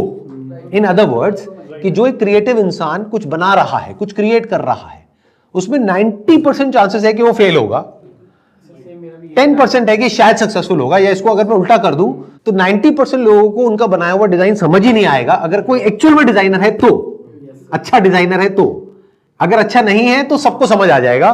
बट जो सबको समझ आ रहा है वो तो ऑलरेडी है। आप समझ गए ना मेरी बात? आएगा ही 10% लोगों को समझ में। मैंने ए लिखा, मुझे तो बहुत पसंद आ रहा है, आपको नहीं आ रहा है। एग्जैक्टली। सो इसमें हम सर अलग अलग डिजाइनर्स ले सकते हैं ना। फिर जैसे हमने फॉर एग्जांपल 5-7 डिजाइनर्स के हमने ज्वेलरीज अपने पास रख ली और सेल कर रहे हैं उसको, तो हम उसमें ये कैटेगरी देख सकते हैं कि भाई कौन सा डिजाइनर्स की ज्वेलरीज हमारी ज्यादा जा रही है। फिर बाद में अगर उसके साथ ज्यादा बड़ा काम करना है तो तब वो बात की बात में देखी जाएगी। It's a good idea, but उसमें इन्वेस्टमेंट बहुत हो जाएगी क्योंकि एक पहले एक डिजाइनर डिजाइन कर रहा है, फिर एक मैन्युफैक्चरर से आप बनवा रहे हो, उसको बनवाने की डाई की अपनी एक कॉस्ट है, प्लस एक मिनिमम ऑर्डर क्वांटिटी है। 5 अलग अलग डिजाइनर्स को आप रखने की बात कर रहे हो, तो अब वो फ्री में तो आएंगे नहीं। या तो आप उनको सैलरी दोगे या आप उनको कुछ नहीं, मैं डिजाइनर नहीं, हम मैन्युफैक्चरर की हम बात कर रहे हैं। आप कह रहे हो अलग अलग मैन्युफैक्चरर से हम बनवा लेंगे। कौन बनवाएगा? एक ऐसा इंसान जिसको कि कुछ नहीं पता ज्वेलरी डिजाइनिंग के बारे में, वो बनवाएगा? नहीं सर, मैन्युफैक्चरर अलग अलग मैन्युफैक्चरर से हम खुद बल्क में अगर परचेज करें ज्वेलरीज, ठीक है, उन ज्वेलरीज को हम बेच रहे हैं अगर मार्केट प्लेसेस में, तो उसमें से हम कैटेगरी देख सकते हैं कि कौन सी कैटेगरीज लोगों को ज्यादा पसंद आ रही है, तो फिर हम वो फाइनल कर सकते हैं अपना मैन्युफैक्चरर। आपने 5 अलग अलग ज्वेलरी मैन्युफैक्चरर से ज्वेलरी उठा ली, मान लो 50-50 पीस 5 से ले लिए, 250 पीस ले लिए। यही तो लोग कर रहे हैं, या तो मैन्युफैक्चरर से ले रहे हैं या होलसेलर से ले रहे हैं। आपने वो 250 प्रोडक्ट उठा के लिस्ट कर दिए। अब एक कहावत है, जंगल में मोर नाचा किसने देखा, कि 10,000 प्रोडक्ट्स हैं, वहां पे कहीं आपके प्रोडक्ट दबे हुए पड़े हैं, किसी को नहीं पता है उसके बारे में। अब जब वो बिकेगा ही नहीं तो आपको कैसे पता कि कौन सा अच्छा है कौन सा बुरा है? हो सकता है उन 250 में से कोई बहुत अच्छा हो, लेकिन जब बिकेगा तभी तो पता लगेगा। बिकेगा कैसे? जब दिखेगा, तो दिख तो रहा ही नहीं है। अब दिखाने के लिए क्या करना पड़ेगा? ऐड चलाना पड़ेगा। अब 250 में से किसकी ऐड चलानी है किसकी नहीं, आपको पता ही नहीं है, तो आप फंसे पड़े हो ना। ऑल्सो सर इसमें इन्वेंट्री प्रॉब्लम भी होगी, बिकॉज सर अगर हमारे पास 100 डिजाइन है तो मार्केट प्लेसेस पे ऐसा होता है आपके 2 ही डिजाइन बहुत क्वांटिटी में बिकेंगे एग्जैक्टली, एंड बाकी बहुत मिनिमम चलेंगे। बेसिकली 2 तो नहीं होते, बट हाँ 80-20 का रेशियो चलता है। 80% of the revenue comes from 20% of the products. ये 100 में से 20 प्रोडक्ट चलेंगे। 2 भी आपने एक हद तक ठीक कहा है कि 100 में से 2 प्रोडक्ट ऐसे होंगे जो बहुत ज्यादा चलेंगे, 18 ऐसे होंगे जो चलेंगे और 80 ऐसे होंगे जो पड़े रह जाएंगे, और उन 80 की कॉस्ट भी आपको उन 20 से रिकवर करनी है। ये हम कभी कैलकुलेट नहीं करते हैं। यहाँ पे एक बहुत इंपॉर्टेंट इंसाइट है। एक इंसान जब बिजनेस करता है वो ये देखता है कि मैंने 100 रुपए का खरीदा, 300 का बेच दिया, तो मेरे को इतने का प्रॉफिट हो गया। वो ये नहीं समझ रहा कि 100 में से 80 प्रोडक्ट या 100 में से 80 रुपए तो वेस्ट होने वाला है। 100 में से 80 प्रोडक्ट तो बिकेंगे ही नहीं कभी भी। तो वो जो डेड इन्वेंट्री है उसकी कॉस्ट कहां है, वो तो आपने कैलकुलेट ही नहीं करी, और जब वो कैलकुलेट नहीं करी तो पूरा बिजनेस मॉडल ही फ्लॉड हो गया। And ideally you should go on a margin of 10x। In other words, अगर आपको एक्चुअल में सर्वाइव करना है तो आपको 100 का 1000 करना पड़ेगा, बट वो बिकेगा नहीं क्योंकि वो ऑलरेडी 299 पे बिक रहा है। तो ये काम कर क्यों रहे हो? कैटेगरी फास्ट फैशन कैटेगरी है, हर 2 महीने में एक चीज आता है, आपका स्टॉक डेट हो गया। हर थोड़े टाइम में ट्रेंड चेंज हो जाता है बेस्ड अपॉन कि जो बॉलीवुड में चल रहा है, हॉलीवुड में चल रहा है, या जो इंस्टाग्राम पे जो इन्फ्लुएंसर्स हैं वो कर रहे हैं, उसी की कॉपी या उससे मिलता जुलता कुछ चलता है। तो आपका पुराना स्टॉक तो गया, तो आपको जो पैसा कमाना है वो सारा उन 20 से कमाना है, बट हमें लग रहा है कि उस 100 पे हमको 3 गुना मिलने वाला है। अरे जो 80 पड़े रह जाएंगे उसकी कॉस्ट कहां है, वो तो आपने कैलकुलेट ही नहीं करी। तो बताओ कोई तरीका है इसको क्रैक करने का, या हम हार मान रहे हैं कि नहीं ये क्रैक हो ही नहीं सकता? What if we combine 2 products and make one new product which can be like let's say कि एक chain निकाले which can be wear in neck, wrist, which would be like a new product in the market and वो इतना disrupt कर देगा like market को, like अभी existing नहीं है and it can be like wear multiple places. It's a good idea. मतलब आपने ध्यान से समझा इन्होंने क्या बोला, कि कोई ऐसा प्रोडक्ट हो जिसकी मार्केट को डिमांड है, लेकिन उसके लिए एक इंसान को 3 अलग अलग प्रोडक्ट खरीदने पड़ रहे हैं 299 के। क्या हो अगर एक ऐसा प्रोडक्ट हो, मान लो 399 का, जो वो तीनों पर्पस को सॉल्व कर दे। और जो आपने कहा ऐसे प्रोडक्ट हैं ऑलरेडी, लेकिन इतने नहीं है, और प्लस अगर इसको आप बनवा लें अपने हिसाब से। अब वो कैसे बनवाएंगे? एक है आप अपने हिसाब से बनवाएं, यानी जो आपको अच्छा लग रहा है, तो वो गारंटेड फेल होगा। तो आपको क्या करना है, पहले आपको देखना पड़ेगा मार्केट प्लेसेस पे कौन से ऐसे प्रोडक्ट्स हैं जिनके ऊपर नंबर ऑफ रिव्यूज बहुत ज्यादा है और क्वालिटी ऑफ रेटिंग बहुत अच्छी है। ये बात बहुत ध्यान से समझना, आप लोगों को समझ आती होगी, बट अगर कोई बिजनेस कर रहा है अपना शुरू, तो उसके लिए समझना सबसे ज्यादा इंपॉर्टेंट है। Never go by your gut feel. Gut feel क्या होता है? पेट तो वैसे ही आधे से ज्यादा लोगों का खराब है आज की डेट में, लाइफस्टाइल ऐसा है, पेट खराब है। तो गट फील क्या होता है? तो never go by your gut feel, go by data. पहले देखो कि अगर इन मार्केट प्लेसेस पे क्या है जहां पे क्वालिटी ऑफ रेटिंग अच्छी है, यानी 4 स्टार और उससे ऊपर है। इससे क्या समझ आया कि जो प्रोडक्ट अल्टीमेटली कस्टमर तक पहुंच रहा है। सर उसमें मैं आपको इंटरप्ट करूंगा, हाँ, सॉरी प्लीज बताइए। सर इसमें भी लूप होल है, आप पेड रिव्यूज करा सकते हो। बट क्या अब वो पकड़ नहीं लेते हैं मार्केट प्लेसेस? नहीं सर, ऐसी एजेंसीज हैं जो आप जाओगे बोलोगे मुझे पेड रिव्यूज कराने, करा देंगे। बट क्या ये ब्रांड्स के लिए बहुत रिस्की नहीं है पेड रिव्यूज कराना? क्योंकि अगर वो पकड़ में आ गए तो वो सस्पेंड हो जाएंगे। वो ऑर्डर किया जा रहा है, वो डिलीवरी की जा रही है, तब ऑर्डर रिव्यूज आ रहे हैं। कितने पेड रिव्यूज करवाए जा सकते हैं और पेड रिव्यू कितने के होते हैं? सर एजेंसी जो लाखों में कर रही है सर 4-4 हजार 5-5 हजार रिव्यूज उस पे होना सर नेक्स्ट टू इम्पॉसिबल है।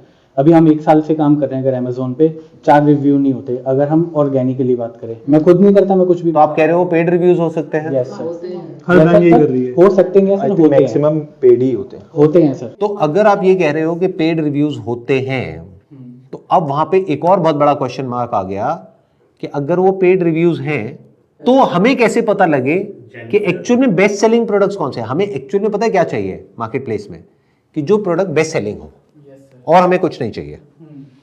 ये कैसे पता लगेगा? क्या नंबर ऑफ रिव्यूज भी आप कह रहे हो वो भी गड़बड़ हो सकती है? मान लो एक रिव्यू 500 रुपए में हो जाता है, तो अगर 5000 रिव्यू दिख रहे हैं तो उस बंदे ने 25 लाख रुपए खर्चा है उन रिव्यूज के लिए। Is that what you are saying? Sir 25 lakh sir आटे में नमक तो सबने डाला हुआ है। सॉरी, आटे में नमक तो सबने डाला है। आटे में नमक डाला है, बट नमक में आटा नहीं है ना। नमक में आटा नहीं है। तो मान सकते हैं कि 5000 रिव्यूज में से 20% खरीदे हुए होंगे, जिसकी वजह से वो एल्गोरिथम में ऊपर आ गया। उसके बाद में तो ऑर्गेनिकली आ रहे हैं ना, मतलब कुछ तो जेन्युइन भी होंगे। हम ये नहीं कह सकते कि सारे ही फेक हैं। 50-50 मान लेते हैं, तब भी अगर आप 50-50 मान लो ऑल्दो ये नंबर हमारे पास में नहीं है, बट अज्यूम करके चलते हैं 50% जेन्युइन है, 50% वैसे हैं। मतलब वो रिव्यू चाहिए क्यों है? इनिशियली चाहिए होता है ऊपर उठाने के लिए सर्च में। जब वो एक बार ऊपर आ जाता है तो फिर ऑर्गेनिकली भी रिव्यू आने लग जाते हैं, फिर कोई इंसान पैसा क्यों खर्चेगा? तो अगर हम ये मान करके चलें पहले से कि 50% जेन्युइन है और उसके बेस पर हम जो रिव्यूज हैं और रेटिंग्स है उसको स्टडी करें, पहले ये सोच करके कि 50% को दिमाग में रखते हुए कि ये प्रोडक्ट है, इसके ऊपर 2000 रिव्यूज हैं, मतलब 1000 तो जेन्युइन है, रेटिंग 4 स्टार की है, मान लो जो उन्होंने पेड करवाई उसमें 5 स्टार करवाई और जो एक्चुअल में आई 3 स्टार आई, तो एवरेज 4 स्टार आ गई ना।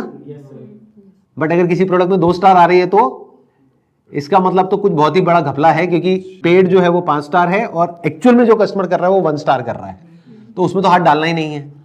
तो 4 स्टार वाली रेटिंग के साथ में अगर हम ऐसे प्रोडक्ट में हाथ डालें जिसमें मिनिमम 500 से ऊपर रिव्यूज हैं, क्योंकि पेड कितने हो सकते हैं, 50, 100, 200, एक पर्टिकुलर पॉइंट के बाद में जा करके एक ब्रांड कहेगा कि मेरे पास में 1000 प्रोडक्ट हैं, अब मैं कितनों के लिए पे करूं, तो उससे हमको एक आइडिया मिल जाएगा कि किस तरह के प्रोडक्ट्स सेल हो रहे हैं। Once we get that idea, तो हमें 3 अलग अलग कैटेगरीज मिली। मान लो एक पर्टिकुलर तरह का नेकलेस मिला जिसमें मान लेते हैं फॉर एग्जांपल हार्ट शेप है, हमें लगा कि ये बहुत बिक रहा है और इससे मिलता जुलता बहुत बिक रहा है। या एक पीछे एक ट्रेंड चला था ईविल आई का, राइट, इस तरह के कई ट्रेंड्स चलते रहते हैं। या मान लो कुछ पर्ल का ट्रेंड चल रहा है, तो हमको ये ट्रेंड समझ आया, हमने कहा अच्छा ये पर्टिकुलर प्रोडक्ट इसमें भी बिक रहा है, इसमें भी बिक रहा है, इसमें भी, इसमें भी। व्हाट इफ अगर हम एक प्रोडक्ट बनाएं जो ये चारों में यूज हो सके, जो अभी और कोई नहीं निकाल रहा, और हमने स्पेशली बनवाया जा करके कहीं किसी कारीगर से या कहीं से, और 50 या 100 पीस बनवा करके लाए और फिर हमने उसको प्रमोट करना शुरू किया। अब वहां पे क्या प्रॉब्लम होगी, कुछ टाइम बाद वो कॉपी हो जाएगा, लेकिन जब तक कॉपी होगा हो सकता है तब तक आप कुछ कर जाओ। एक इनिशियल आपको पुश मिल गया है, क्योंकि अगर आप ये नहीं करते, आप उस तरीके से चलते हो जिस तरीके से आप चलने वाले हो, यानी जो सबसे आसान रास्ता है कि अगर आप जा करके सर्च करोगे ना jewellery wholesalers in whatever area, Mumbai, Delhi, whatever, आपके पास में हजारों आ जाएंगे। अब उसमें से आप जा करके ले करके आते हो, हर कोई कहेगा मैं सबसे सस्ता हूं। अब वहां से आप ले करके आते हो और ला करके बेचने की कोशिश करते हो, तो वहां पे सक्सेसफुल होने के चांसेस बहुत कम है, बेस्ड अपॉन जो भी हमने डिस्कशन किया है। बट अगर ऐसा कुछ करते हो तो पॉसिबिलिटी है आपको सक्सेस मिल सकती है, या फिर यू कैन आइडेंटिफाई समथिंग जो और कोई कर ही ना रहा हो। जैसे एक टाइम पे ट्रैवल बैग था और व्हील्स थे, तो किसी ने दिमाग लगाया, व्हील्स को उठा करके छोटा किया और ट्रैवल बैग के नीचे लगा दिया, एक नया प्रोडक्ट बन गया। तो कुछ ऐसा करना ही पड़ेगा, और वो दोनों अपने आप में प्रूवन होना चाहिए। ऐसा नहीं कि एक आपकी इमेजिनेशन है, वहां पे गड़बड़ होने के चांसेस है। सर वो सर्च में भी तो आना चाहिए। अब सर्च में शुरू में नहीं आएगा, that you need to be very clear of. आ जाए तो किस्मत है, but there is a strong possibility वो सर्च में नहीं आएगा। आप जितनी मर्जी कोशिश कर लो। तो शुरू में ऐड में पैसा लगाने के लिए पैसा होना चाहिए, शुरू में कुछ रिव्यूज भी चाहिए। अब वो रिव्यूज कैसे आएंगे, मान लो आपका 299 का प्रोडक्ट है, तो अपने कुछ रिलेटिव्स हैं, फ्रेंड्स हैं, उनको आप बोलेंगे, वो ऑर्डर करेंगे। जब वो ऑर्डर करेंगे तो रिव्यू भी अच्छे ही देंगे। अगर मैं वही बोलने ही वाला था, हाँ, अगर यू नेवर नो, हाँ, कई रिलेटिव से चाहते हैं कि आप फेल हो, तो ये आपको इतनी अकल होनी चाहिए कि कौन सा वो रिलेटिव है उसके पास में नहीं जाना है। कईयों को इसी में मजा आता है कि अच्छा इसने ये काम किया है तो इसको तो मैं फेल करा के ही छोड़ूंगा। पता लगा उसने 10 प्रोडक्ट खरीद लिया, उठा के 10 ही नेगेटिव डाल दिया, आपका काम शुरू होने से पहले ही खत्म। तो थोड़ा तरीके से चलना है। तो हमने कुछ हद तक इसको क्रैक कर लिया है कि यानी कि प्रोडक्ट में कुछ ऐसा ढूंढना पड़ेगा जिसकी नीड हो मार्केट में, लेकिन उस तरह का कोई अभी ना दे रहा हो। यानी कि कहीं ऐसी जगह जा करके कुछ ऐसा लाना पड़ेगा जो कहीं ना हो, क्योंकि अगर वो वहीं से आ रहा है, एक सोर्स है। जैसे फॉर एग्जांपल आर्टिफिशियल ज्वेलरी आ कहां से रही है, मान लो इंडिया में कुछ गिने चुने मैन्युफैक्चरर्स हैं जो सस्ती वाली ज्वेलरी बनाते हैं, और मान लो चाइना से आ रहा है या और कई कंट्रीज से आ रहा है, जिसको कोरियन ज्वेलरी बोल के बेचते हैं।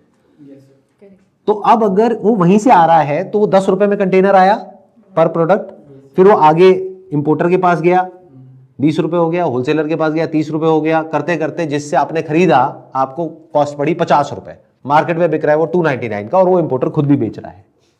तो अब आप वहां पे फेल होगे उस बिजनेस मॉडल में, डजंट मेक एनी सेंस। अब हमारे पास में यहाँ पे ऑप्शन क्या है कि इंडिया इतना बड़ा है जो शायद हमको खुद को पता भी नहीं है कि इंडिया के अलग अलग पार्ट्स में क्या क्या बन रहा है। उसमें से बहुत सारे होंगे जो हो सकता है अवेलेबल हो सकता है ना हो। मतलब when we talk about jewellery तो हमारे माइंड में वही क्यों आता है जो दिख रहा है।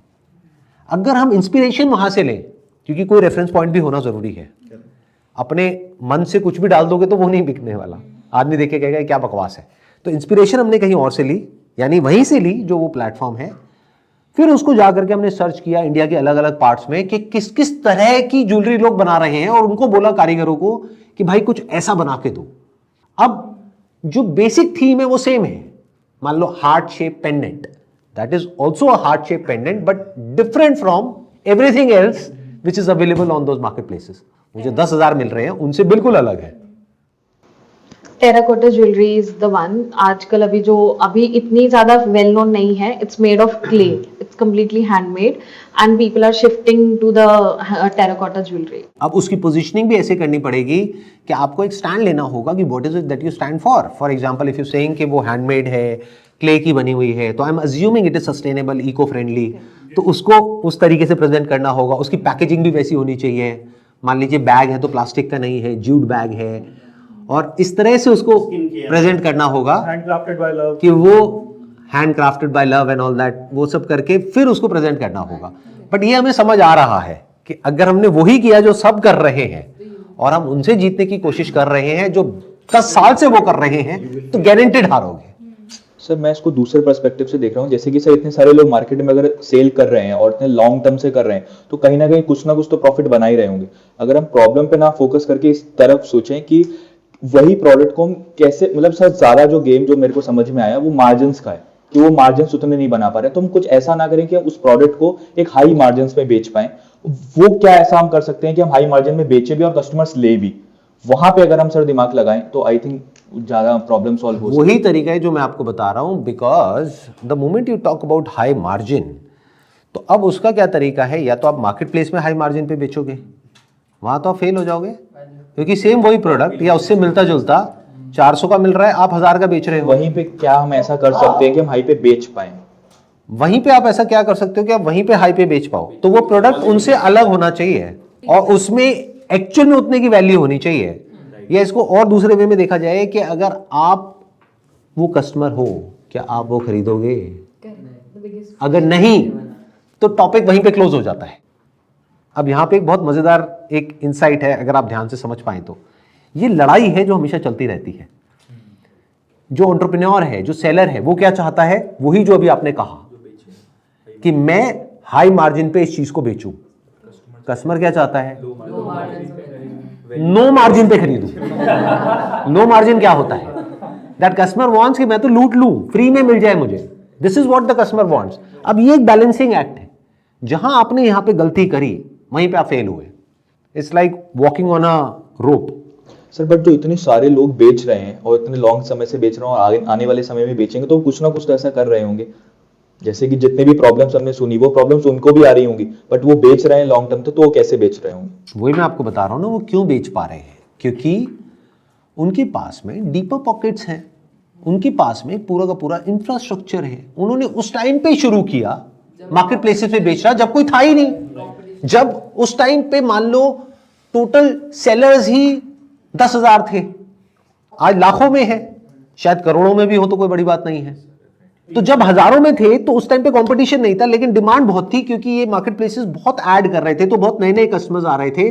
तब उन्होंने अपनी एक जगह बना ली। इन अदर वर्ड्स कि उस टाइम पे अगर 1 लाख प्रोडक्ट्स बिक रहे थे तो वो 1,000 में इक्वली बट रहा था, कमीशन भी कम था उस टाइम पे, तो वो सस्टेन कर गए और उनको फर्स्ट मूवर एडवांटेज मिल गया, जिसकी वजह से आज वो एक ऐसी डोमिनेटिंग पोजीशन पे बैठे हैं कि अगर आप वहां पे घुसोगे तो उनका सबसे पहला टारगेट यही होगा कि आपको किल किया जाए, बाद में वो अपने बारे में सोचेंगे। This is the harsh reality of business world. Sir रोज नए बिजनेस खोल रहे हैं, रोज बंद भी हो रहे हैं। रोज नए खुल रहे हैं, रोज नए बंद हो रहे हैं, और ऐसा होता ही रहेगा। और वही आज हम फिगर आउट करने की कोशिश कर रहे हैं कि क्या ऐसा हो तरीका जिससे कि इसका एग्जैक्ट अपोजिट हो जाए, जो कि अभी रियलिटी है। रियलिटी क्या है कि 90% चांस है कि आप ऐसा कुछ करोगे, फेल होगे। अब मैं क्या करने की कोशिश कर रहा हूं यहां पे आप लोगों से डिस्कशन करके, ब्रेनस्टॉर्मिंग करके, कि 90% चांस हो कि सक्सेसफुल हो जाओ, 10% है कि फेल हो जाओ। वो कैसे होगा, वही हम फिगर आउट करने की कोशिश कर रहे हैं कि कुछ ऐसा होना चाहिए जो मार्केट को चाहिए भी यूनिक भी हो। और मजे की बात क्या है, मार्केट को कुछ यूनिक भी चाहिए, लेकिन यूनिक एक्चुअल में है ही नहीं, क्योंकि वही सेम चीज घूम रही है मार्केट में। तो कस्टमर को यूनिक चाहिए, ये नीड कभी खत्म नहीं होने वाली। न्यू यानी कुछ नया चाहिए, हर एक को चाहिए, किसको नहीं चाहिए, लेकिन सस्ते में चाहिए। तो प्राइस, अगर आप मार्केट प्लेस पे जा रहे हैं तो वहां पे अगर आप ये एक्सपेक्ट कर रहे हैं कि कैसे मैं महंगे में बेच दूं, तो ये स्ट्रैटेजी ही गलत हो गई। स्ट्रैटेजी क्या होनी चाहिए कि प्राइस उसके आसपास ही होना चाहिए जितने पे एक्चुअल में बिक रहा है वो पर्टिकुलर प्रोडक्ट कैटेगरी में। मान लो ज्वेलरी मैक्सिमम जो आपको दिख रही है टॉप 100 में, आप देख लो कितना कितना प्राइस है, उसको एक्सेल में लिखो, फिर उसको डिवाइड कर दो नंबर ऑफ, उससे आपको एवरेज निकल के आ जाएगा। टॉप 100 को आपने एक्सेल में लिखा कि ये 200 रुपए का, ये 150 रुपए का, ये 300 रुपए का, 400 रुपए का, 500 रुपए का, 800 रुपए का, एंड में निकल करके आया 198। This is the average price. तो इससे आप 50-100 रुपए ऊपर नीचे हो सकते हो, बट अगर आप ये सोच रहे हो 198 का मैं 1000 कर दूंगा और मैं जीत जाऊंगा, पॉसिबिलिटी बहुत कम है उस पर्टिकुलर प्रोडक्ट कैटेगरी के लिए। I hope that make sense. ये है प्राइस को कैलकुलेट करने का तरीका। But I think market places में अगर आपका AOV बहुत कम है, I think it's very difficult to get profitable. But let's say कि if you combine 3 products into one and you price it at 499, it's very likely to, like, people will buy it, and also it will increase the average order value also, which would also like lead to increase in profitability. Yeah, but it is easier said than done। जो आप कह रहे हो ना कि 3 products को एक में मिलाना प्लस वो product not combining, like combine करके सिंगल एक नया product banana, which I That's what I'm saying कि it is easier said than done, क्योंकि आप उस फील्ड से नहीं है। क्योंकि अगर आप ज्वेलरी डिजाइनर होते और आप ऐसा कुछ करते तब इट मेक सेंस। तो अब एक्चुअल में आपको कोई ऐसा पर्सन चाहिए जो उसको कर सके, और उसके लिए मैं जो आपको तरीका बता रहा हूं, अगर मैं होता तो मैं क्या करता, मैं एकदम से बिजनेस शुरू नहीं करता। पहले मैं इस पूरे बिजनेस को समझता कि गेम है क्या, लोगों से बात करता, वो लोग जो इस फील्ड में हैं। जैसे अभी थोड़ी देर पहले आप लोगों ने कहा कि ऐसी प्रोडक्ट कैटेगरी चूज करो जो नॉन रिटर्नेबल हो, तो एक तो वहीं पे बेनिफिट हो गया। तो पहले हमने स्क्रीनिंग कर दी, उन प्रोडक्ट कैटेगरीज में आ गए। नंबर 2, उनमें से भी जिसमें कमीशन कम हो अभी फिलहाल, क्योंकि अभी आपको एक बार शुरू करना है ना, अब उसमें गैप ढूंढो।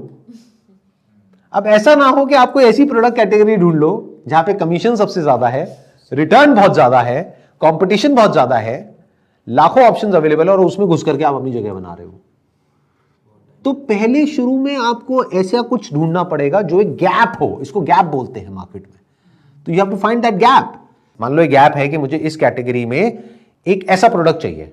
अब आप गए, आपने कहा यार मेरे को मार्जिन ज्यादा चाहिए, तो आपने जाकर के वो 1000 रुपए का बेच दिया। तो नीड तो है, लेकिन वो नीड 250 रुपए में है, 1000 में नहीं है, तो वहीं फेल हो गए। मेक सेंस है ना? तो ऐसे हमको ढूंढना पड़ेगा। एंड फिर मैं क्या करता, जब पहले ये गैप और ये सब समझ आ जाता, देन मैं उसमें जा करके देखता कि क्या online number of reviews and quality of reviews उस पर्टिकुलर कैटेगरी में है भी किसी उसमें या नहीं है। अगर है तो किस तरह के प्रोडक्ट्स में है। फिर जाकर के ढूंढता कि वहां पर मार्केट में ऐसा क्या है जो कहीं पर है लेकिन ऑनलाइन अभी तक नहीं पहुंचा है, लेकिन पहुंच सकता है। यह कहना गलत होगा कि ऐसा कुछ भी नहीं है, क्योंकि जो हम सोच सकते हैं वो होता है। यह बिजनेस का पहला उसूल है कि अगर मैं अभी सोच पा रहा हूं कि ऐसी कोई कैटेगरी है, तो ऐसी बहुत सारी कैटेगरीज होंगी। और उधर अगर हम थोड़ा सा परम्यूटेशन एंड कॉम्बिनेशन, कुछ हल्की सी मिक्सिंग कर दें, तो गेम पलट सकता है पूरा का पूरा। मान लो भगवान की मूर्तियां हैं, ये कैटेगरी है जहां पे जाकर के हमने देखा अच्छा इस तरह का कुछ हो रहा है, बट वहां जाकर के हमने देखा अच्छा विद LED लाइट्स ऐसा कुछ नहीं हो रहा है। तो वो करना कितना मुश्किल है? कुछ भी नहीं है, बट कोई कर नहीं रहा है अभी फिलहाल। But if you start doing it, तो आपके सक्सेसफुल होने के चांसेस 90% है। अगर आप बाकी सब चीजें जो 100 चीजें हैं बाकी की वो ढंग से करो तो अब हमने कुछ हद तक क्रैक किया है इसको, बिजनेस मॉडल को। There is a market place also जो अभी हम लोगों ने डिस्कस ही नहीं करी, Etsy। दिस इज एक्सपोर्ट के लिए है, इंटरनेशनल कस्टमर्स के लिए। And what the benefit is, वो एडवांस में आपको पेमेंट करते हैं, and then you have to ship the product, and they give you good enough time also, like if you want 2-3 days also you can have 2-3 days, 7 days भी चाहिए तो वो मतलब इन्वेंट्री भी उसमें। आपने कभी किया है उसमें? I am doing it 50% 60%। अभी कितना पैसा आ रहा है वहां से महीने का? कितनी सेल हो रही है? Approximate 1 to 1.5 lakh per month. और उसमें कितना मार्जिन हो जाता है? 50-60%। क्योंकि डॉलर्स में सेल होता है। Right. There is a conversion fluctuations and तो ये आपने क्या किया, अल्टीमेटली आपने एक ऐसा गैप ढूंढ लिया, अब वहां पे भी आपको कुछ ऐसा ढूंढना पड़ेगा। अभी आप क्या प्रोडक्ट कैटेगरी में हैं? clothing, ये चिकनकारी कुर्ती। तो आप यहाँ से वहां भेजते हैं, तो भेजने की शिपिंग कॉस्ट बहुत ज्यादा नहीं आ जाती? नहीं, there are very so many shipping companies अभी जो cheaper prices पे easily sell कर रहे हैं, भेज रहे हैं products। This is a good idea. वही है ना, हमको अलग अलग चीजें ट्राई करनी होंगी और देखना होगा कि उसमें क्या ऐसा है जो कि बहुत कम लोग कर रहे हैं। Sellers are very limited on that platform अभी। लेकिन मैंने जहां तक सुना है कि एटसी में आपको एम्पैनल होने में डिफिकल्टी आती है इनिशियली। अब नहीं, अभी उन्होंने for the time being they have restricted from Indian sellers for Indian sellers।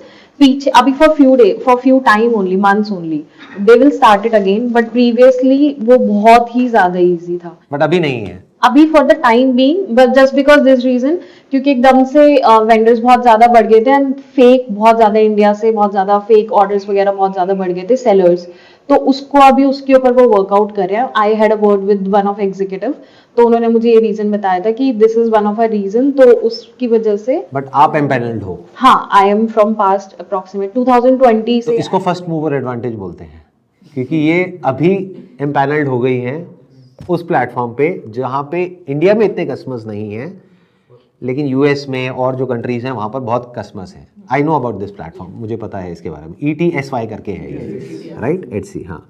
तो it's very good that you are there on that platform. अब इसको मत छोड़ना। 50-60% रेवेन्यू वहीं से ही है। तो अभी आप यही सब कर रहे हैं मतलब, या अपना कुछ और भी जॉब वगैरह भी कर रहे हैं? नहीं, अब 100% अब 100% आप ऑनलाइन ही कर रहे हैं। और किस तरह का प्रोडक्ट आप सेल कर रहे हैं वहाँ पे? ये कुर्तीज, चिकनकारी कुर्तीज, ये कहाँ से आती है? लखनऊ से। आप जाते हैं लखनऊ लेकर के आते हैं, या अब तो सेटिंग बन गई होगी? अब सेटिंग हो गई है। स्टार्टिंग में रिसर्च, स्टार्टिंग में गए होगे एक दो बार और फिर अब वो रिलेशन बन गया। Home town is also Lucknow, so okay, that is again a good thing, क्योंकि जहाँ के आप हो वहाँ को आप ज़्यादा अच्छे से समझते हो। अगर वहाँ के किसी प्रोडक्ट को आप ग्लोबली ले जा पाओ तो नथिंग लाइक इट। अब इन्होंने एक तरीके से एक गैप को ढूंढ लिया है, बट ऐसा तो नहीं है कि आप अकेले होगे, और भी बहुत लोग ये कर रहे होंगे। They are, but very few. अच्छा, कंपटीशन काम में है। या और क्या आपको ऐड चलानी पड़ती है या वैसे ही बिना उसके हो जाता है, ऑर्गेनिकली हो जाता है? तो ऐड क्यों नहीं चलाते? सर वो एटसी पे इतना है, मतलब $1 पर डे का। अभी उन्होंने एटसी में एड्स का पहले उनका इतना नहीं था, अभी कुछ टाइम से उन्होंने भी एड का स्टार्ट करा है, तो $1 per day I am doing it only, तो वो इतना एक्सपेंसिव नहीं पड़ता और ऑर्गेनिकली ही अच्छा आ जाता है। If we'll works on regular basis, on daily basis, if we'll work on Etsy. तो इवन डिजिटल मार्केटिंग के भी कुछ पर्सन्स को मैंने कांटेक्ट करने की कोशिश करी थी सेल इंक्रीज करने के लिए। डिजिटल मार्केटिंग के पर्सन्स भी नहीं है एटसी पे ज्यादा काम करने के लिए, उनकी जरूरत भी नहीं है, आप खुद कर सकते हैं। एटसी के लिए it's a very easy platform for any person. YouTube पे वीडियोस है, आप खुद सीख सकते हैं कि कैसे मार्केटिंग करते हैं, उसमें कोई रॉकेट साइंस नहीं है। You just need to understand the basics कि कैसे करा जाता है, क्या किया जाता है। It's not very difficult. हाँ, तो Etsy is a easy platform to get in if you are into handmade products और ऐसा कुछ है आपके पास। और ये आपके पास में बहुत बड़ी अपॉर्चुनिटी है। आई एम नॉट श्योर आप खुद रियलाइज कर पा रहे हैं या नहीं कर पा रहे हैं। इस बिजनेस को स्केल करना हो तो अगर अभी आप लाख रुपए महीने का कर रहे हैं तो यहाँ से आप 10 लाख पे आराम से जा सकते हैं, अगर एडवर्टाइजिंग को समझ जाएं तो। एडवर्टाइजिंग को एक्सपेंस ना बोलें, इन्वेस्टमेंट बोलें तो। और प्लस साथ में आप और भी प्रोडक्ट कैटेगरीज ऐड कर सकते हैं क्योंकि आपका अकाउंट वेरीफाइड है। तो this is a big opportunity that you are sitting in. But ये अपने आप में एक अलग टॉपिक है, मे बी कभी और किसी सेशन में मैं इसके बारे में बात करूंगा कि एक पर्टिकुलर लेवल के बियॉन्ड कैसे जाते हैं। कि अभी आप लाख रुपए महीने पे हैं, जहाँ पे 50,000 रुपये आपको कमाई हो रही है, आप बहुत खुश हैं, बट अब इस लाख को 10 लाख कैसे किया जाए, 1 करोड़ कैसे किया जाए, वो अपने आप में एक अलग गेम है ऑल टुगेदर। तो उसकी आज हम बात नहीं करते, आज हम बात कर रहे हैं 0 to 1 लाख कैसे जाए। तो अभी आई थिंक एक हद तक हमने क्रैक कर लिया है। या तो कोई ऐसी मार्केट प्लेस को पकड़ें जहां पे कंपटीशन कम हो, या किसी ऐसी प्रोडक्ट कैटेगरी को पकड़ें जहां पे या तो कंपटीशन हो ही ना या कंपटीशन कम हो, और डिमांड हो प्रोडक्ट की, और डिमांड भी हो।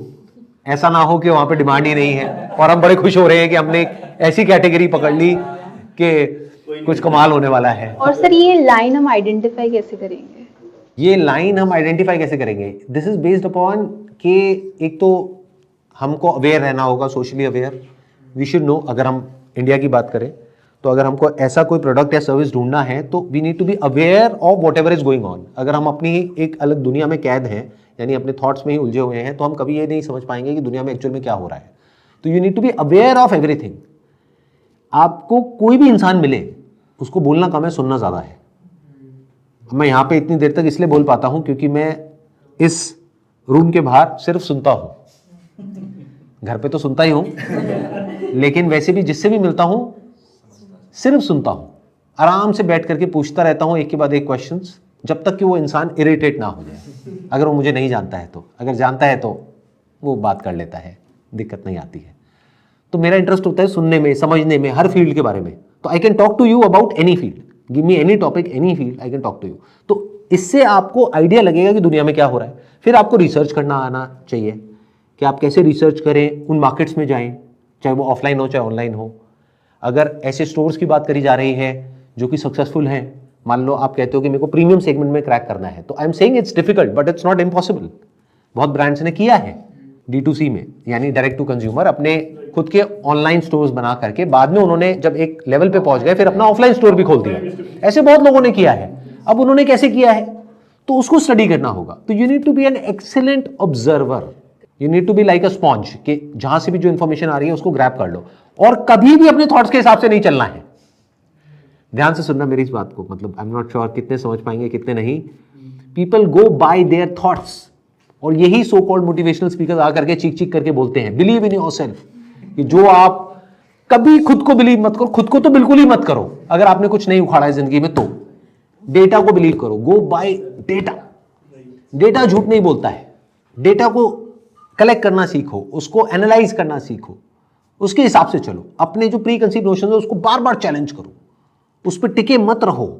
जैसे ही समझ आता है कि कुछ गड़बड़ हो रही है तो पिवट कर जाओ फटाफट से, मतलब कि कुछ और ट्राई करो, कुछ और अलग तरीके से ट्राई करो। तो अभी हमने आई थिंक ये जो पूरा का पूरा जो स्ट्रैटेजी है कि अगर कोई इंसान शुरू करना चाहता है तो that person is going to get immense value out of this discussion जो अभी हमने करी है। अगर आप में से किसी और के पास में कुछ है ऐड करने के लिए तो आप बोल सकते हैं, नहीं तो हम इसको रैप अप करते हैं।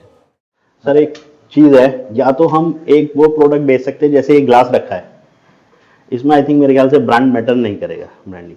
हम बस यूनिक डिजाइन बना के इसको सेल कर सकते हैं। जैसे ये ग्लास है, आप कह रहे हैं कि इसमें ब्रांड इतना मैटर नहीं करेगा, डिजाइन ज्यादा मैटर करेगा। करेक्ट। यानी आपको देखना होगा मार्केट में लोग क्या दे रहे हैं, उससे एडिशनल आप क्या दे सकते हैं और बेटर आप क्या दे सकते हैं।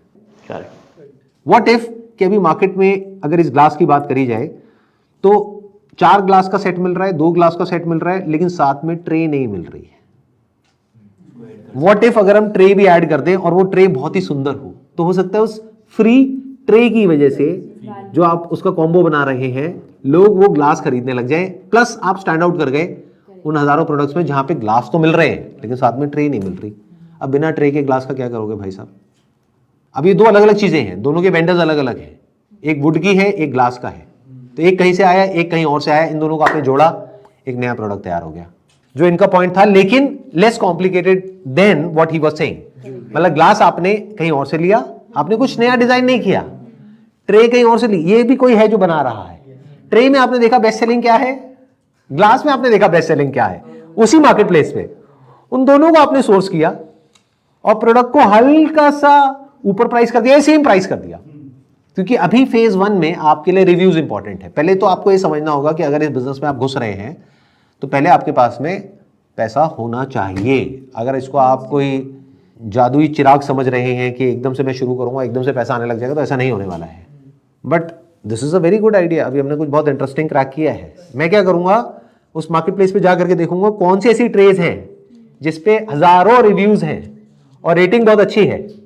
तो मुझे ये समझ आ गया कि ट्रे में सबसे ज्यादा डिमांड किस पर्टिकुलर प्रोडक्ट की है, और वो भी ट्रे 2 तरह की आती है, एक 2 ग्लास के लिए आती है, एक 4 ग्लास के लिए आती है। प्लस मैं देखूंगा ग्लास में कौन से ऐसे डिजाइन हैं जिसके ऊपर सबसे ज्यादा रिव्यूज हैं, वो ग्लास में किसी होलसेल मार्केट से उठाऊंगा, ट्रे कहीं किसी होलसेल मार्केट से उठाऊंगा, शुरू में कॉम्पिटिटिवली प्राइस करूंगा। जो अगर ये सेट मिल रहा है 2 ग्लास का, मान लो 199 का, तो मैं 199 में दूंगा विद ट्रे शुरू में, जब तक कि मेरे पास में रिव्यूज नहीं आ जाते और ऑर्गेनिकली मैं सर्च में ऊपर नहीं आने लग जाता, तब तक मैं एड्स रन करूंगा। तो शुरू में वो पैसा इन्वेस्ट अपनी जेब से करने के लिए तैयार रहना होगा। फिर धीरे धीरे मैं इसी तरीके से क्रिएटिव चीजें ला करके अपनी एक अलग जगह बना लूंगा कि जो भी मैं करूंगा मैं अपना एक रूल बना लूंगा कि मैं वो करूंगा जो और कोई नहीं कर रहा। सर तब तक इजीली कॉपी तो भी हो चुका होगा। जब तक वो कॉपी करेंगे तब तक आप कुछ और करोगे, तब तक आप वैसे 10 प्रोडक्ट या 100 प्रोडक्ट या 1000 प्रोडक्ट निकाल दोगे, आप अपना ब्रांड प्रपोजिशन ही ऐसा बना दोगे, और ये हमें लगता है कि लोग कॉपी कर लेंगे। इतनी जल्दी कोई कॉपी करता नहीं है जब तक कि आप एक पर्टिकुलर लेवल पे ना पहुंच जाओ। सेम हम ज्वेलरी में भी कर सकते हैं। अब ये फीमेल से पता करने पड़ेगा ज्वेलरी के साथ फीमेल और क्या एसेसरीज लेती है मैचिंग की।